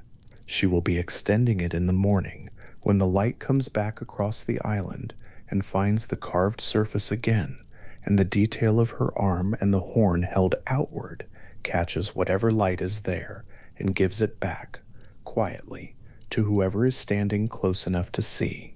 The plain before Valhalla in the early morning is not yet loud. The light is low and gray, and even, coming from no particular direction, the way light in Asgard is described as arriving without a clear source, as though the air itself is faintly luminous before the day has properly committed to beginning. The fields stretch outward from the hall's great doors, 540 of them standing open along the walls, each wide enough for 800 men, and in that early stillness, the plain is already full. The einherjar are out there. They have been assembling since before the light came, moving from the hall's interior into the cold morning air in ones and twos, and then in groups too large to count, their weapons already in hand, their armor already fitted and settled, the whole enormous host of them spreading across the grass in the gray pre-combat quiet that comes before the first blow of any day. From the doorway, it is difficult to take in the true scale of it. The numbers the tradition describes, hundreds of thousands of warriors gathered on the fields around the hall, are the kind of numbers that stop being imaginable past a certain point and become instead something felt rather than pictured. What can be pictured is the nearer ground, the first few ranks of fighters, their breath visible in the cool air, the sound of weapons being adjusted and tested, the low continuous noise of an army that has not yet started moving but is ready to, and then the wider plain beyond them, more figures, more movement, more of the same sound growing quieter with distance until the far edge of the assembly is lost in the gray morning air entirely. The Galfag, Ginning, Snorri Sturluson's account of the Norse cosmos preserved in the Prose Edda from the early 13th century, describes this daily combat with a plainness that suits the subject. Each morning, the einherjar arm and go out onto the plain. They fight. They wound one another and are wounded. They kill one another and are killed. And each evening, when the light begins to change and the day moves toward its close, all of it is undone, the dead restored to wholeness, the maimed made whole again, the wounds closed and healed, as though the entire day's fighting had been dreamed rather than done. They walk back through the hall's great doors for the feast, and the plain behind them is as empty as it was when they left it in the morning, every mark of the day's combat gone. What this daily cycle is for, the tradition makes explicit. Snorri's account places it in the context of Odin's long preparation, the hall built and filled, not as a reward for the fallen, but as a training ground, the finest warriors ever killed being gathered and daily rehearsed in the skills that made them worthy of selection, so that when the time comes and the world moves toward its ending, they will be ready, the best army that could be assembled in all the time the world had available for assembling it. The combat is practice. The hall is a kind of barracks behind a kind of parade ground, and the daily dying is the most serious form of training imaginable, the kind where the consequence of being killed is simply to begin again the next morning. That eschatological weight sits at the edge of the picture without dominating it. The morning plain, the assembled host, the early light, these are what the hall's interior world actually feels like from inside it, and Ragnarok is the reason rather than the atmosphere. The warriors go. The plain fills. The day's fighting begins. By evening, the plain is empty again, as it always is by evening, and the hall is full. The feast inside Valhalla is described in several sources with a consistency that suggests it was an established image in Norse cultural imagination. The same scene recurring across texts, separated by time and place, as though whoever was writing already knew what the listener expected to find there. The benches are full, the drinking horns are moving, the shields on the roof overhead, which in the Grimnismal are described as laid edge to edge like enormous overlapping scales. The length of the entire hall's ceiling catch the firelight from below and hold it in ways that shift as the fire moves, so the ceiling is always very faintly alive above the noise of the feast. The hall is enormous, the 540 doors, and the arithmetic of 800 warriors per door are numbers that, when held together, produce a sense of interior space that can be described but cannot really be felt all at once. And yet the prose Edda notes that the hall is always full, but never overcrowded, as though the space itself adjusts quietly to whatever population arrives on any given night, expanding to receive whoever comes through the doors without ever seeming to strain.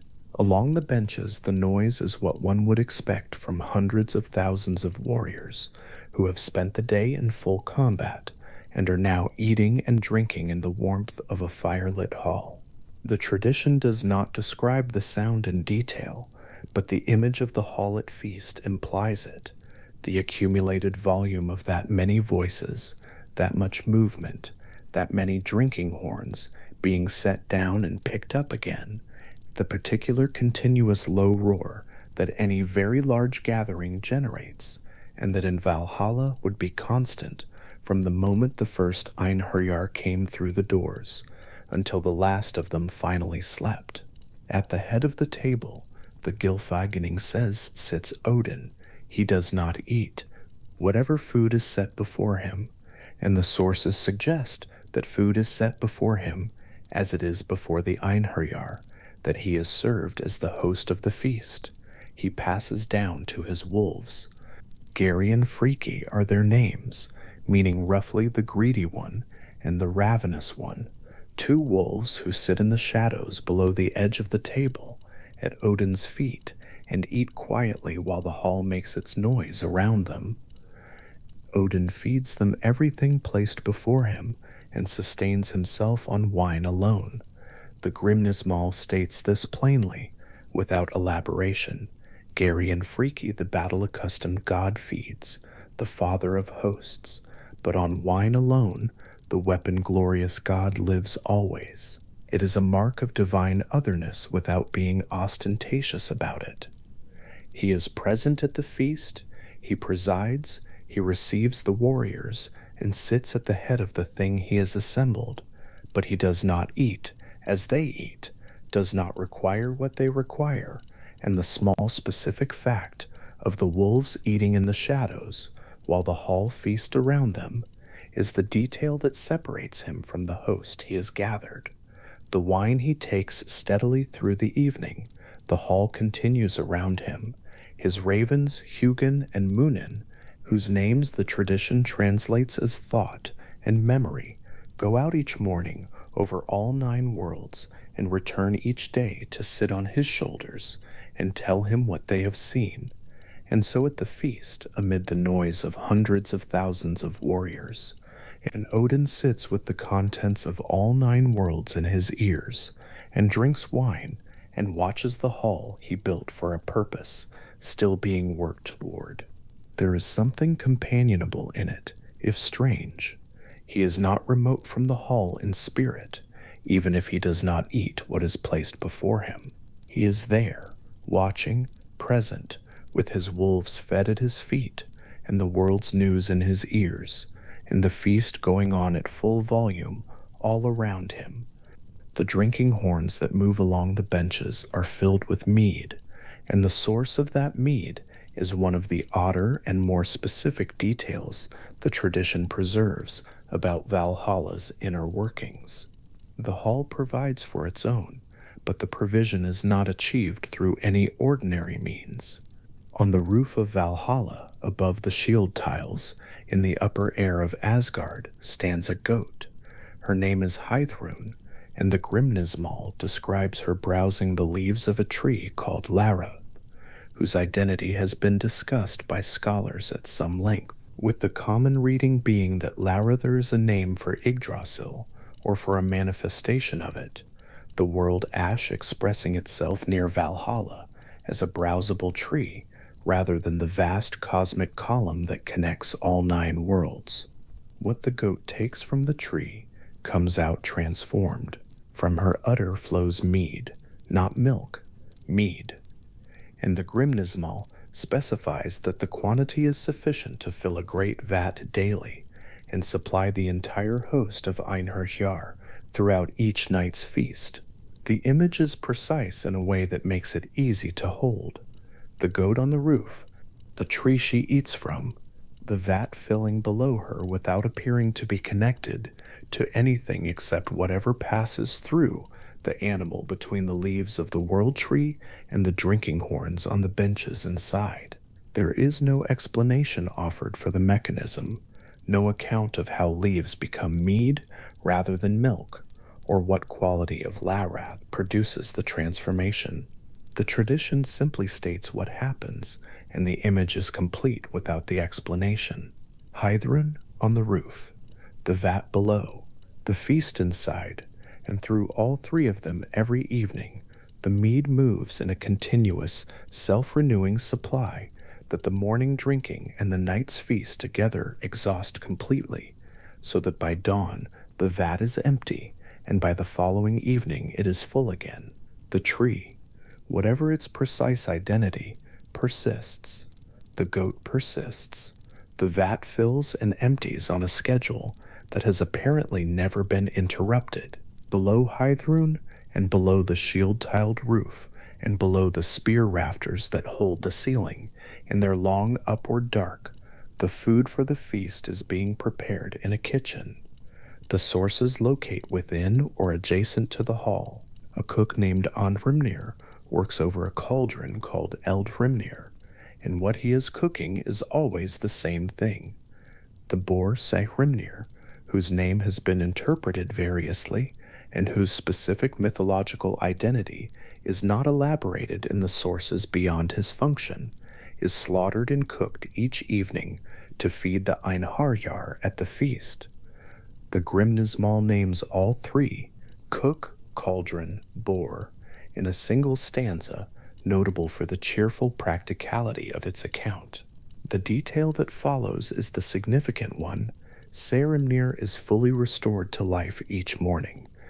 He is, in the morning, exactly the boar he was the previous morning, before Andrimnir killed him, and so each evening Andrimnir kills him again, lowers him again into the cauldron, Eldhrimnir cooks him again, and the feast is served.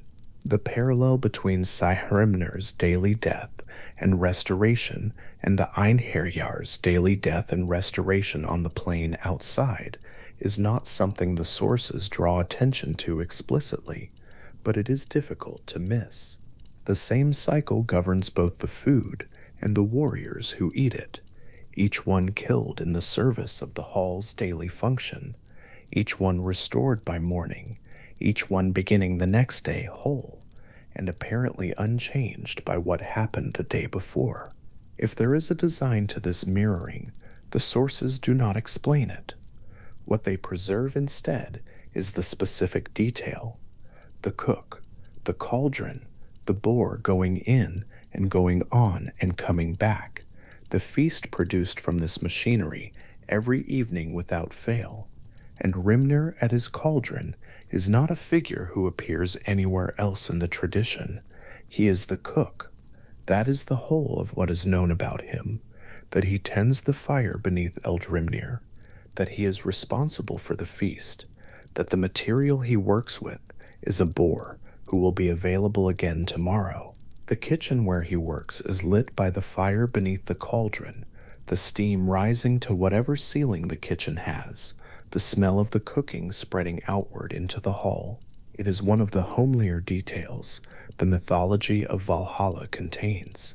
A cook in a kitchen, a fire, a pot, embedded in the middle of a cosmological structure of extraordinary scale, going about the same preparation every evening with the same materials and the same tools in the same space, as patient and unremarkable as any preparation for a meal that has been made so many times the movements are no longer something to think about. The feast that results from all of this, from the mead coming down from Heidrun and from Sehrimnir coming out of Eldhrimnir, is not described in great detail in any single source, but the accumulated picture from across the tradition is full enough to inhabit. The benches run the length of the hall, the einherjar are arranged along them, the whole enormous population of the warrior dead who have been selected over centuries from the battlefields of the human world. The Valkyries, Grist and Mist are named specifically in the Grimnismal for this domestic role. Move along the benches carrying drinking horns, the horns full from the vat that Hythrun filled through the day. The shields on the roof overhead, the spear rafters above them in the dark, the firelight below, not reaching the very top of the ceiling, no matter how high the fire burns. This is the physical space of the feast, held the same way every evening, in a hall large enough that the far end is something like a rumor to anyone seated near the doors. The noise of it must be considerable. The Grimnismal's description of the shields on the roof notes that they are placed with their bright sides facing down into the hall, so the ceiling is not one ceiling, but thousands of them, each one a small curve of reflected firelight. The whole expanse of shields above the feast, like a sky made of polished metal at low altitude, trembling very slightly when the noise below is great enough to carry its vibration upward. Whether the detail of the shield's shaking is explicitly stated or implied by the scale of what the tradition describes, the image is available in the sources and the arithmetic supports it. Hundreds of thousands of warriors at table generating the kind of continuous sound that travels through solid surfaces and into the things that rest on them. At the far end of it all, Odin sits. The wine is there. The wolves are fed. The ravens are somewhere in the hall or on his shoulders, with their cargo of what they found across all 9 worlds that day. And whatever he is thinking about at any given feast, the long accumulation of the hall's population, the progress of the training on the plain, the information the ravens carry, the slow approach of something far off that the feast is preparation for, nothing of it is visible in the image the sources preserve. He is present, watchful, drinking. The feast is loud around him. He is quiet inside it. The einherjar themselves, at their benches, are the full of the hall's purpose. Each one was selected from a battlefield somewhere in the human world, selected for the manner of dying rather than any other quality. Dying in combat, weapons in hand, the death that the Norse tradition called the death of the armed man rather than the straw death of illness or old age. What they were in life, the tradition does not specify in any detail for the anonymous host of them. A warrior is a warrior, and the hall is full of all the warrior dead who met the selection criteria across however many centuries the hall has been receiving its dead. Some were kings, some were not. The benches do not visibly organize them by rank, except in the broad sense that the great figures of the tradition have their places, and the enormous anonymous host fills the hall beyond them. What the einherjar talk about over the feast, whether they remember the specific circumstances of their deaths, whether they know exactly how long they have been in the hall, or whether time inside Valhalla moves in the same way it moves outside, these are not questions the sources address. The tradition preserves the daily structure, the combat, the restoration, the feast. It preserves the provision, the goat, the boar, the mead, the meat. It preserves the presiding figure, Odin at the head of the table, not eating, watching. Beyond that, the interior life of the einherjar is not detailed, and the silence on the question is not uncomfortable. It simply marks the boundary of what the tradition chose to record and what it left as given. The morning will come, the plain will fill again. The cycle the sources describe for Valhalla is not one that ages in the telling of it. Saehrimnir is the same boar each morning that he was the morning before. The mead from Hythrun is not different mead from last evening's mead. It is the same supply renewed, the same vat filling from the same goat, on the same roof browsing the same leaves. The einherjar who were killed on the plain today are the einherjar who will be on the plain tomorrow, restored by whatever mechanism the tradition simply names as restoration without specifying its nature. And Odin, at the head of the table, is the same Odin who was there the evening before, and the evening before that, watching with the same watchfulness, drinking the same wine, receiving the same information from the same ravens, feeding the same wolves. There is a patience to this picture that the sources do not remark on, but that the picture carries anyway. To have built the hall, to have filled it over centuries, to have established the provision and the cycle and the nightly feast and the daily combat, and then to sit at the head of it, evening after evening while it runs, that is not described as arduous in any source, not described as waiting in any anxious sense, not described as anything other than what it is, a very large thing that is kept going, carefully for a long time, in preparation for a need that has not yet arrived. The hall trains, the goat feeds it, the boar feeds it, the Valkyries serve it, and it continues, the same cycle repeating in the same space, under the same shield-tiled roof, with the same spear rafters holding everything in place above the reach of the firelight. The fire in the hall burns through the night of the feast, the same fire that lit the cooking, and the same warmth that the warriors sit in after a day of fighting in the cold morning air of the plain outside. As the feast continues and the night deepens, the noise settles into a kind of continuous companionable sound, the sort of sound that fills the air of any large gathering that has been going long enough to relax into itself. Not the initial roar of arrival and first drinking, but the steadier, lower register of a feast well underway, the individual voices lost in the whole. The shields above them hold their firelight. The spear rafters above the shields are invisible, too high for the light to reach, lost in whatever darkness exists above the reflected brightness of the shield ceiling. The hall in its full extent, the 540 doors, the benches running from wall to wall, the distance from the nearest entrance to Odin's seat at the far end, is not something that can be held all at once, even from inside it. The doors are too far apart. The benches stretch beyond any clear line of sight through the feast's noise and motion. The roof is too high. What can be inhabited is the section closest to any given vantage point, the nearby benches, the nearby faces, the nearby shields overhead with their particular angle of firelight, and the rest of the hall exists as a continuous presence beyond the edges of visibility, the same feast extending in all directions to walls that are too far away to see. Somewhere in that extent, Andrimnir's kitchen is finishing whatever remains of the night's preparation. The cauldron Eldrimnir has done its work. Sarimnir, reduced to bone and meat and the materials of a feast, is inside the hall, now in the hands and mouths of the einherjar, rather than in the form in which he will wake tomorrow morning.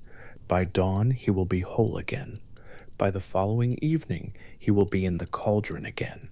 The tradition presents this as simply the way it is, the mechanism of provision in a hall, that never runs out because the provisions themselves are self-renewing, and the self-renewal is stated without fanfare, without explanation, as a feature of the hall's operation that requires the same matter-of-fact acknowledgement as the number of its doors or the material of its roof. The vat that Heidrun fills is somewhere below the roof, presumably within or adjacent to the hall's structure, filling from the goat above it throughout the day, while the einherjar are on the plain fighting, and Andrimnir is preparing the evening's meal. By the time the warriors come back through the doors in the evening, the vat is full. By the time the last of the feast is done, and the hall falls into whatever quiet it falls into in the deepest part of the night, the vat is empty. And somewhere above the ceiling of the hall, above the spear rafters, and above the shield tiles, the goat is still there in the open air of Asgard, unhurried on the roof in the dark, browsing among the branches of Lawrath by whatever light exists up there. The tree she eats from is not disturbed by the eating. What she takes from it becomes mead before it leaves her. The branches she has browsed are there again tomorrow, and whether this is the same regeneration that brings back Sarimnir and heals the einherjar, or a different mechanism altogether, the sources do not specify. The tradition simply preserves the picture: the goat on the roof, the leaves of the world tree available to her, the vat below filling through the hours while the hall waits for evening. Odin, at the end of the feast, in the long quiet part of the night, when the hall has settled into sleep around him, is not described in any source as sleeping himself. The ravens will go out again in the morning, the plain will fill again, Sarimnir will be whole again. Sarimnir will be whole again. That the feast requires the long accumulation of evenings at the head of a table where he does not eat, in a hall he built for a purpose that has not yet fully arrived, continues as it has continued, without being described as labor or as patience or as anything other than what the tradition records it being. The way things are in Valhalla on any given evening at the full of the feast. The hall is loud, the wolves are fed, the mead is in the horns. Above it all, above the shield tiles and the spear rafters and the firelight that does not reach the very top of the ceiling, no matter how high the fire builds, the great eagle that the Grimnismal places at the peak of Valhalla's roof sits in the dark above the goat and the vat and the whole populated structure beneath it. The beating of its wings, the tradition holds, produces the wind that moves through the hall, the air that comes through the open doors, the cool currents that pass along the benches and carry the fire's smoke upward, the breath of the hall itself generated by the slow, enormous movements of something perched at the peak of the building's highest point. Its wings are not constantly beating in the way a bird beats its wings in flight. The movement is slower than that, more periodic, more like the turning over of a large body at rest, and each slow movement sends another long breath of air down through the building, through the shield tiles, into the space where the feast is happening, out through the open doors and across the plain where the grass moves in the passing of it. The plain receives this breath, the grass moves, the doors stand open into the night air of Asgard, all 540 of them, the darkness beyond them held at a comfortable distance by the light and noise coming outward from the hall. Whatever light exists in Asgard at this hour is dim and wide and even, and the hall throws its warmth and sound into it in a long continuous stream through every door simultaneously, so that from any direction the approach to Valhalla at the full of the feast is an approach toward light and noise from across a dark plain. Inside, the benches are full. The shields above are quiet in the way things are quiet, that are always slightly moving. Odin is still at the head of the table, still with the wine, the wolves still at his feet in the shadow below the table's edge, the whole hall still going on around him in its full inhabited warmth. High above the feast, through the shields and the rafters and the roof, Hythrum browses in the dark among the branches of Larav, unhurried and steady, the vat somewhere below her feet already beginning to fill again for the following evening. The branches are there, the tree provides what the tree provides, the goat takes what she takes from it, and the hall receives what the hall receives from her. And this exchange has been going on for as long as the hall has stood in Gladsheim, in the bright precinct at the center of Asgard, receiving its dead and feeding them and sending them out each morning onto the plain. The night is long in Asgard. The feast continues in its later, quieter register. The fire holds its warmth against the high ceiling. The spear rafters disappear upward into a dark bark that the light below has never reached, and apparently does not need to reach. The structure holds whether it is lit or not, the weapons in the roof doing their work as rafters, regardless of whether the firelight makes them visible. Somewhere above them, the shields. Above the shields, the roof, and the eagle, and the goat, and the night air of Asgard, and the slow movement of something very large. At the building's peak, its wings generating the hall's breath, the air moving downward through everything in a long, unhurried current that the feast below barely notices, and the grass on the plain outside bends slowly to receive. The vat fills quietly through the dark. The hall rests in its warmth below the roof, below the goat, below the last hour of the long Norse night. The same hall it was at the beginning of the feast, and the same hall it will be tomorrow evening, when the plain empties and the warriors come back through the doors, and Andrimnir lifts Sehrimnir whole and ready from wherever he woke, and the vat comes down from full to empty again over the course of another night. Nothing about the cycle shows signs of strain. Nothing about the provision fails. The hall is built for this, structured for this, every feature of it. The doors, the roof, the eagle, the goat, the cook, the boar, the table where Odin does not eat, contributing to the same continuous operation, patient and specific and entirely itself, going on in the dark of Asgard, while the world beyond it does whatever the world beyond it does, and the mead in the vat rises toward tomorrow's feast with the same unhurried certainty it has always risen, and the roof holds, and the fire burns, and the goat moves slowly through the branches overhead. The sound arrived before anything was visible. Across the plain before Valhalla's 540 open doors, on a night in the year 954, something was moving through the dark toward the hall. Not the sound of a single man approaching, but the gathered sound of several, the particular low register of armed men walking in the same direction, the faint rhythmic weight of weapons carried at rest. Inside the hall, Odin heard it. The tradition does not say he moved immediately, or that the sound alarmed him. What the Eriksmal describes is closer to recognition, the particular quality of attention given to something long expected that has at last begun to arrive. The Eriksmal is a skaldic poem composed in the years immediately following the death of Eric Bloodaxe at the Battle of Stainmore in Northumbria in that same year of 954.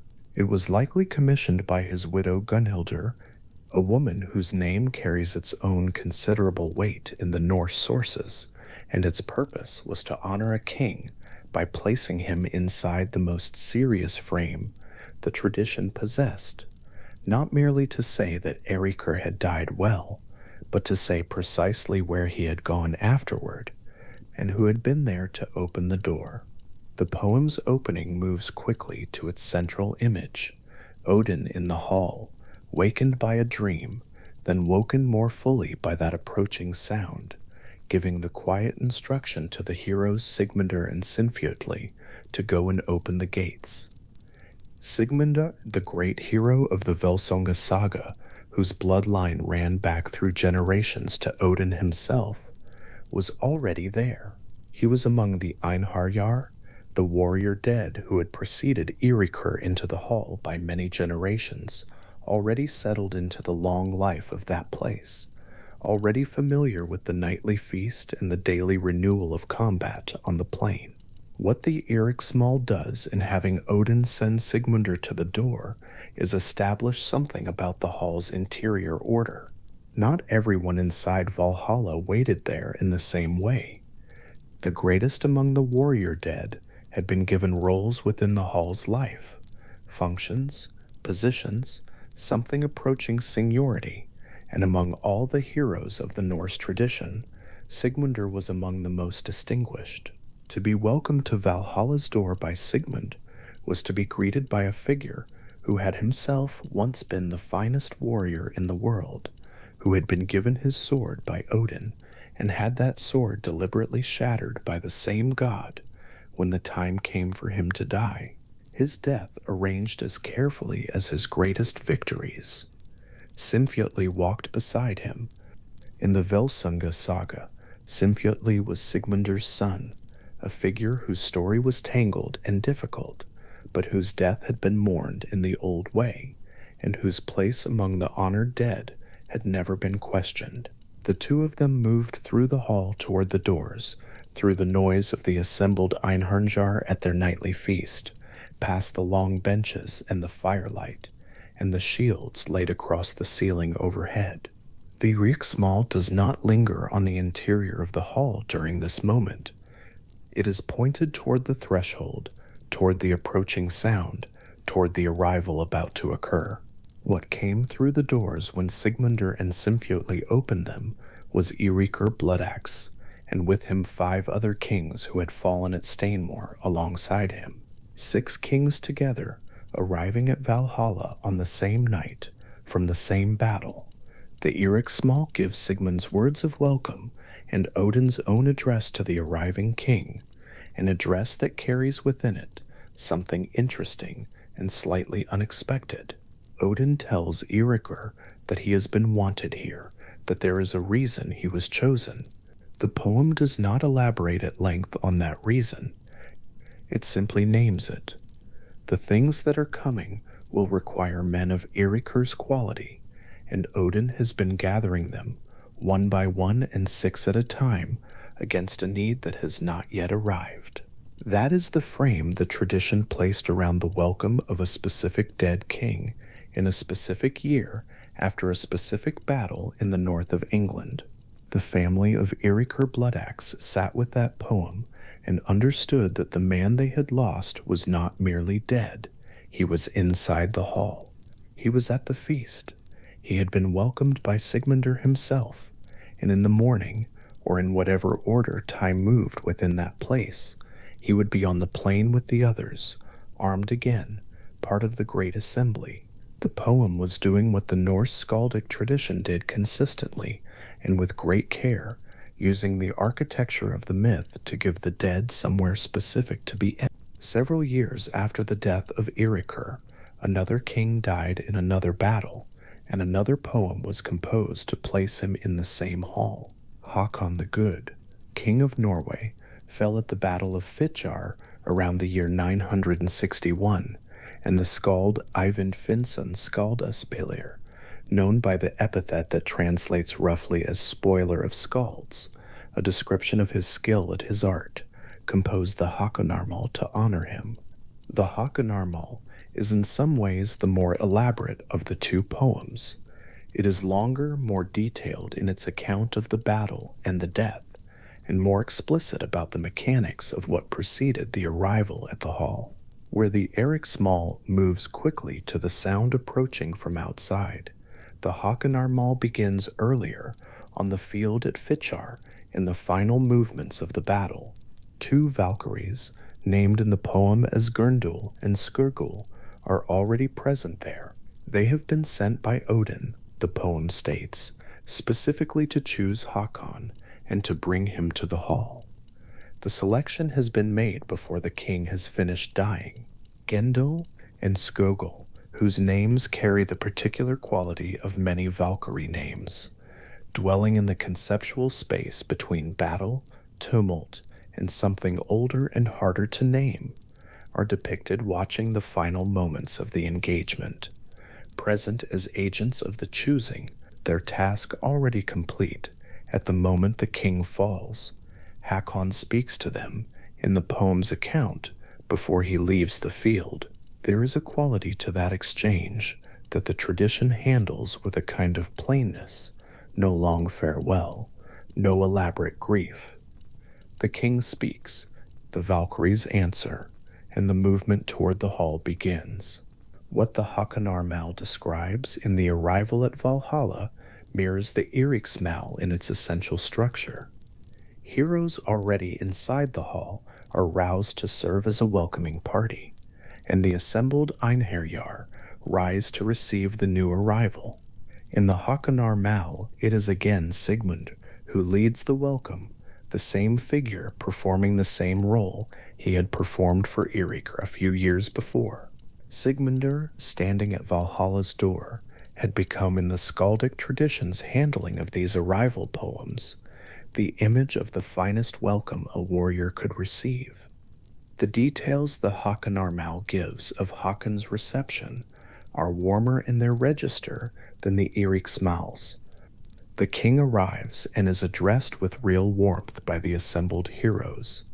The poem conveys a sense of belonging established immediately, that the hall already contained people who recognized Hakon's quality and were genuinely glad of his arrival. This was not a cold cosmology. It was not a distant one. The Norse tradition, in composing these poems for the families of real dead kings, was making Valhalla as specific and as populated as possible, filling it with named figures arranged in a particular order, organized by the manner and quality of their dying. That order within the hall is worth dwelling on. Both the Eiriksmál and the Hakonarmál show Odin making deliberate preparations before the arrivals they describe, rousing heroes, directing the welcoming, organizing the assembly. This is not the chaos of a hall simply filling at random with whoever happened to die in battle. What the poems suggest is a place with an interior structure, a hierarchy that reflects something the living world understood about greatness and its gradations. Somewhere in the arrangement of bodies along those endless benches, there was a distinction between the vast anonymous host of the warrior dead and the figures whose names were still being spoken in the world, the kings who had fallen in great battles, the heroes whose stories had been composed by skilled skalds and remembered by courts across generations. These latter had their places closer to where Odin sat. They formed something like a cosmological aristocracy, the hall's inner tier, the company of the exceptional. This was not simply flattery directed at the dead for the comfort of the living, though it was also that. The Norse tradition held with genuine consistency that the quality of a warrior's death was meaningful, that it revealed something true about who that person had been. A king who died in battle at the head of his men, holding his weapons, surrounded by his enemies, had confirmed something about himself in his final moments that could not be confirmed any other way. The manner of death was a kind of final statement, and in Valhalla, that statement had been heard and acknowledged, and a place had been arranged accordingly. Sigmundur himself is the clearest example of how this structure worked. He had not simply arrived at Valhalla by dying in battle. His death had been arranged personally by Odin, the god who had given him the great sword Grammar, who had appeared on the battlefield at the moment his death was meant to occur, and had shattered that same sword with a spear, leaving Sigmundur without his weapon among his enemies, the final battle already decided before it was finished. This was a death organized from the highest level, the choosing made by the god himself, rather than delegated to the Valkyries, and the hero's place among the einherjar carried the particular distinction of that. When Sigmundur stood at Valhalla's door to welcome Eirik her Bloodaxe, he was not merely a doorman performing a ceremonial function. He was the hall's most distinguished resident, performing an act of recognition, one warrior of singular quality receiving another, and the tradition understood exactly what weight that carried.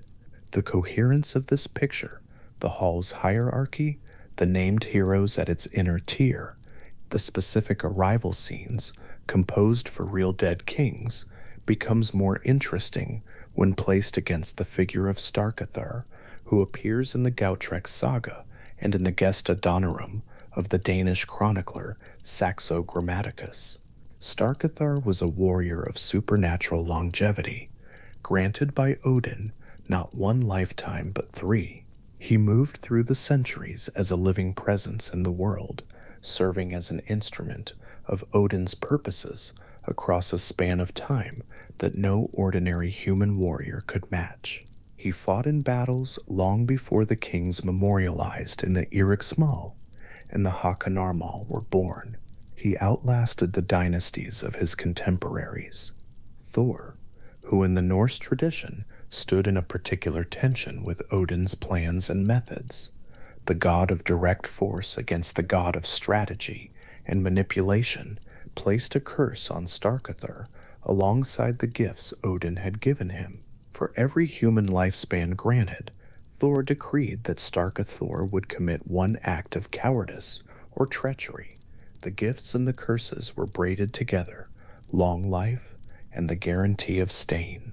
Starkathr moved through the Norse sources as a figure of tremendous but compromised greatness, performing acts of genuine valor, and then, as Thor's curse required, betraying someone who had trusted him, abandoning a position that should have been held, committing the act of a coward while the body of a hero continued to walk through the world. What is interesting about Starkathr in the context of Valhalla is where he was not. While Sigmundur was already inside the hall performing the role of its most distinguished host, Starkathr was still in the world, 3 lifespans long, the hall's feast continuing without him, the goat on the roof and the vat filling, and the benches full of the warrior dead. While this particular warrior was still alive, somewhere in the living world, still completing the enormous arc of his existence. He was, in a sense, an einherjar, who had not yet died, a figure the tradition used to explore what Odin's interest in a warrior of exceptional quality might look like if stretched across centuries rather than focused on a single battlefield death. The same divine attention that sent Valkyries to choose Hakon from the field at Fitjar had arranged 3 full lifespans for Starkath to serve purposes in the world.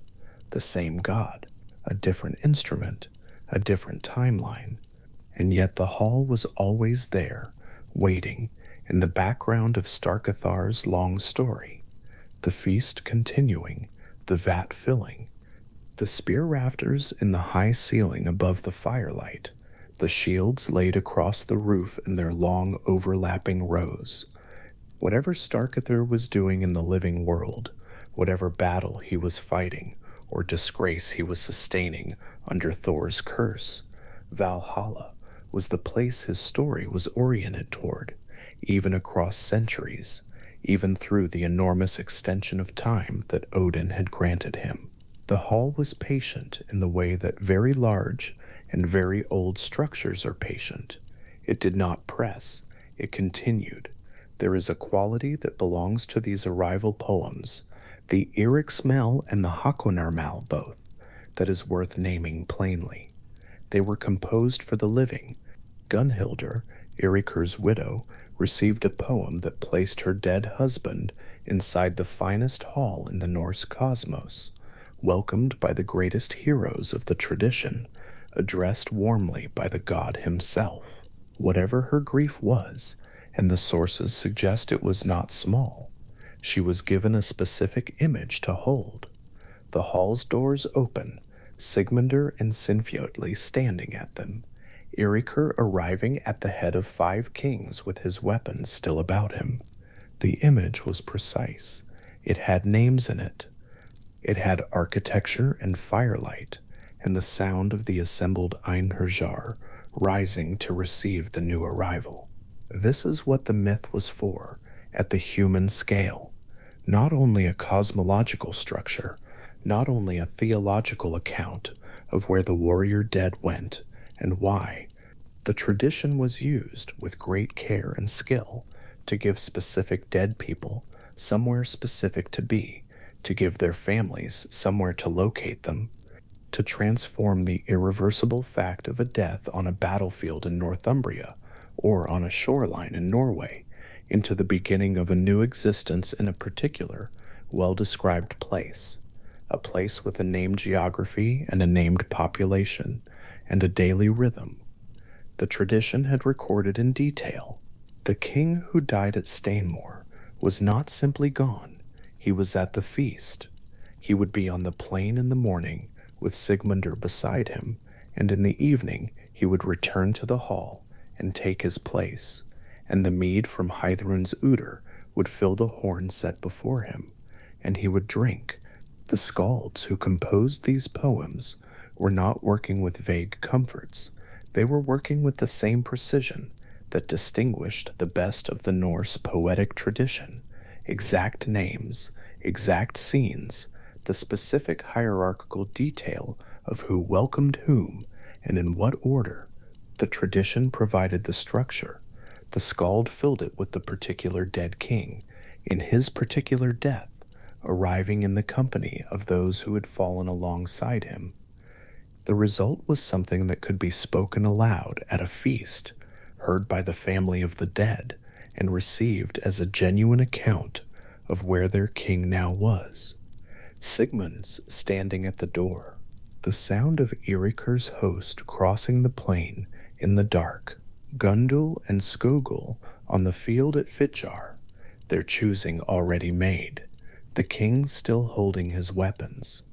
Hakon received by the warmth of the assembled heroes, the benches moving apart to make room, a place arranged for him at the level his death had earned. Starkathar, somewhere in the living world still. The hall patient, the feast continuing. These are specific images, composed and preserved with care, and the care is its own kind of information. It tells something about what the tradition held, and what it was asked to carry. The Gotland picture stones stand in the open air of that island, gray rock carved with scenes the tradition recognized immediately. The mounted figure, the horn-bearing woman, the moment of arrival. Tingvidi, Ardre. The stones have been standing in the wind and the rain for more than 1,000 years, oriented outward across the landscape, the carved images worn smooth in places, but still legible to anyone who approaches them with the patience to look. They were not temple art. They were not hidden. They were set up to be seen in the world, in the light, by the living who moved through the same landscape where the dead had once moved. What those stones record is the same moment the arrival poems record, the threshold, the welcome, the figure who has crossed from one existence into another and is being received. The horn-bearing woman is not grieving. The mounted figure is not diminished.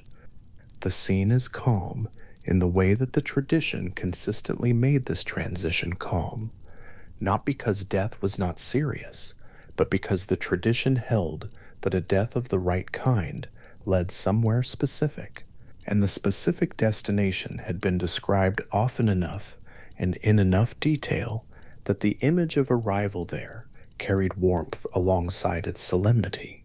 The woman at Tingvidi has stood at that threshold in the stone for over 1,000 years. She has held the horn across all of that time. The landscape behind the stone has changed, and the people who first placed it there have been dead for many generations, and the tradition that gave her image its meaning is no longer believed in the way it was believed when the stone was carved. And still she stands there, legible, the horn extended, the arrival scene intact in the carved gray rock, the figure coming toward her, still approaching across the centuries, as though the moment has simply continued without resolution. That persistence is something the tradition itself might have recognized. The Norse sources are full of awareness that stories outlast the people who believe them most immediately, that a poem composed to honor a dead king will be spoken again and again, that the image on a stone will be seen by people who do not know the name of the one who set it there, that the myths move through time by a mechanism that is not entirely unlike the one they describe. The dead placed somewhere specific, the somewhere continuing, the image still present long after the placing was done. What the Eriksmal composed for Gunhildr in the years after 954 still exists. Eyvinder's poem for Hakon still exists. The stories of Sigmundur and Starkarth and the Valkyries who rode between the worlds are still present in manuscripts copied by hands that moved carefully across the vellum in Iceland in the 13th century, preserving material that had been moving through the tradition for a very long time before those scribes were born. The tradition carried itself forward by the same mechanism it described, the significant dead placed somewhere specific, the somewhere described in enough detail to persist, the description moving forward through time, because the detail was true enough to the experience of loss and honor that each new generation found it worth keeping. In the hall, the feast continues. The benches are full to the walls in every direction for an enormous distance from where Odin sits at the head of the table, with his wine and his wolves and his watchful quiet. The shields overhead catch the firelight and hold it for a moment before it moves on.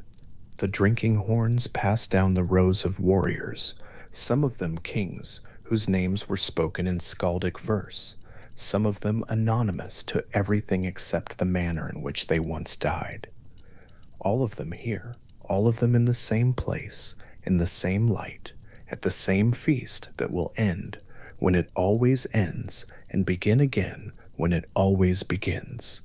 Somewhere above the feasting hall, above the spear rafters that hold the ceiling in place, above the shield tiles that cover the roof in their long overlapping rows, Heidrund is still on the roof.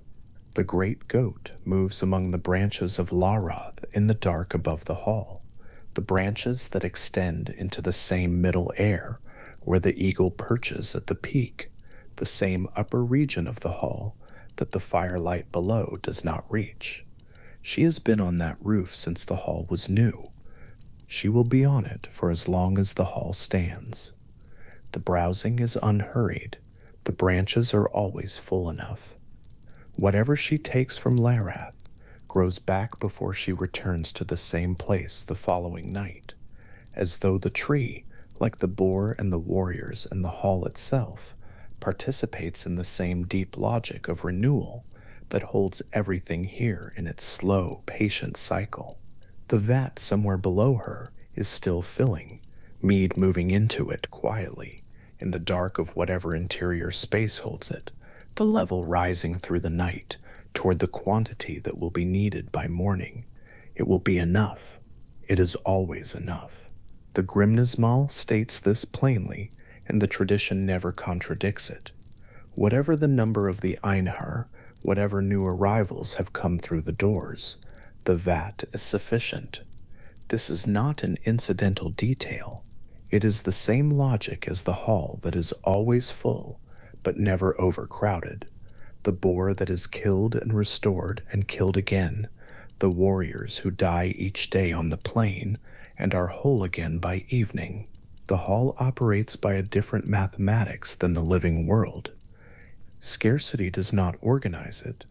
Sufficiency is built into its structure in the same way that weapons are built into its architecture, not added on, but essential, integral, the condition under which everything else here is possible.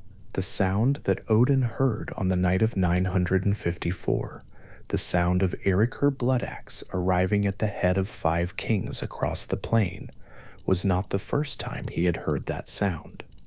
The hall had been receiving its dead for a very long time before Eiríkur fell at Stainmore, long before the skalds composed their arrival poems, long before the stones on Gotland were carved and set up in the landscape to face the sea, long before the manuscripts that preserve the Grimnismal and the Gylfaginning and the Eriksmal were written down by careful hands in Icelandic monasteries.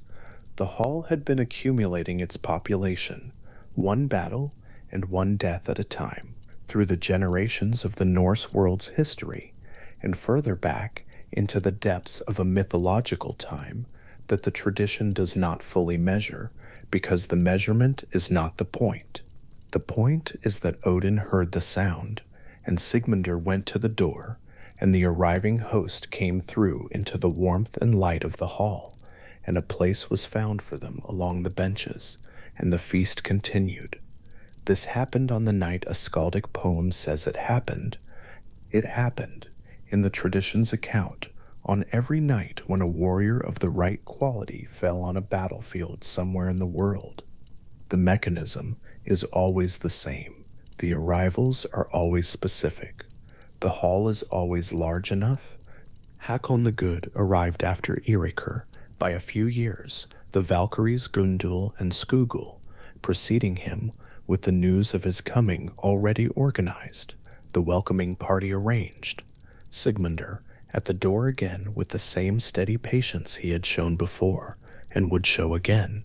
Inside, the king from Norway found himself among kings, among the finest warriors of many generations, in a place where the quality of his death was understood without explanation, because everyone there had died in a way that the tradition recognized as the full expression of what a warrior could be.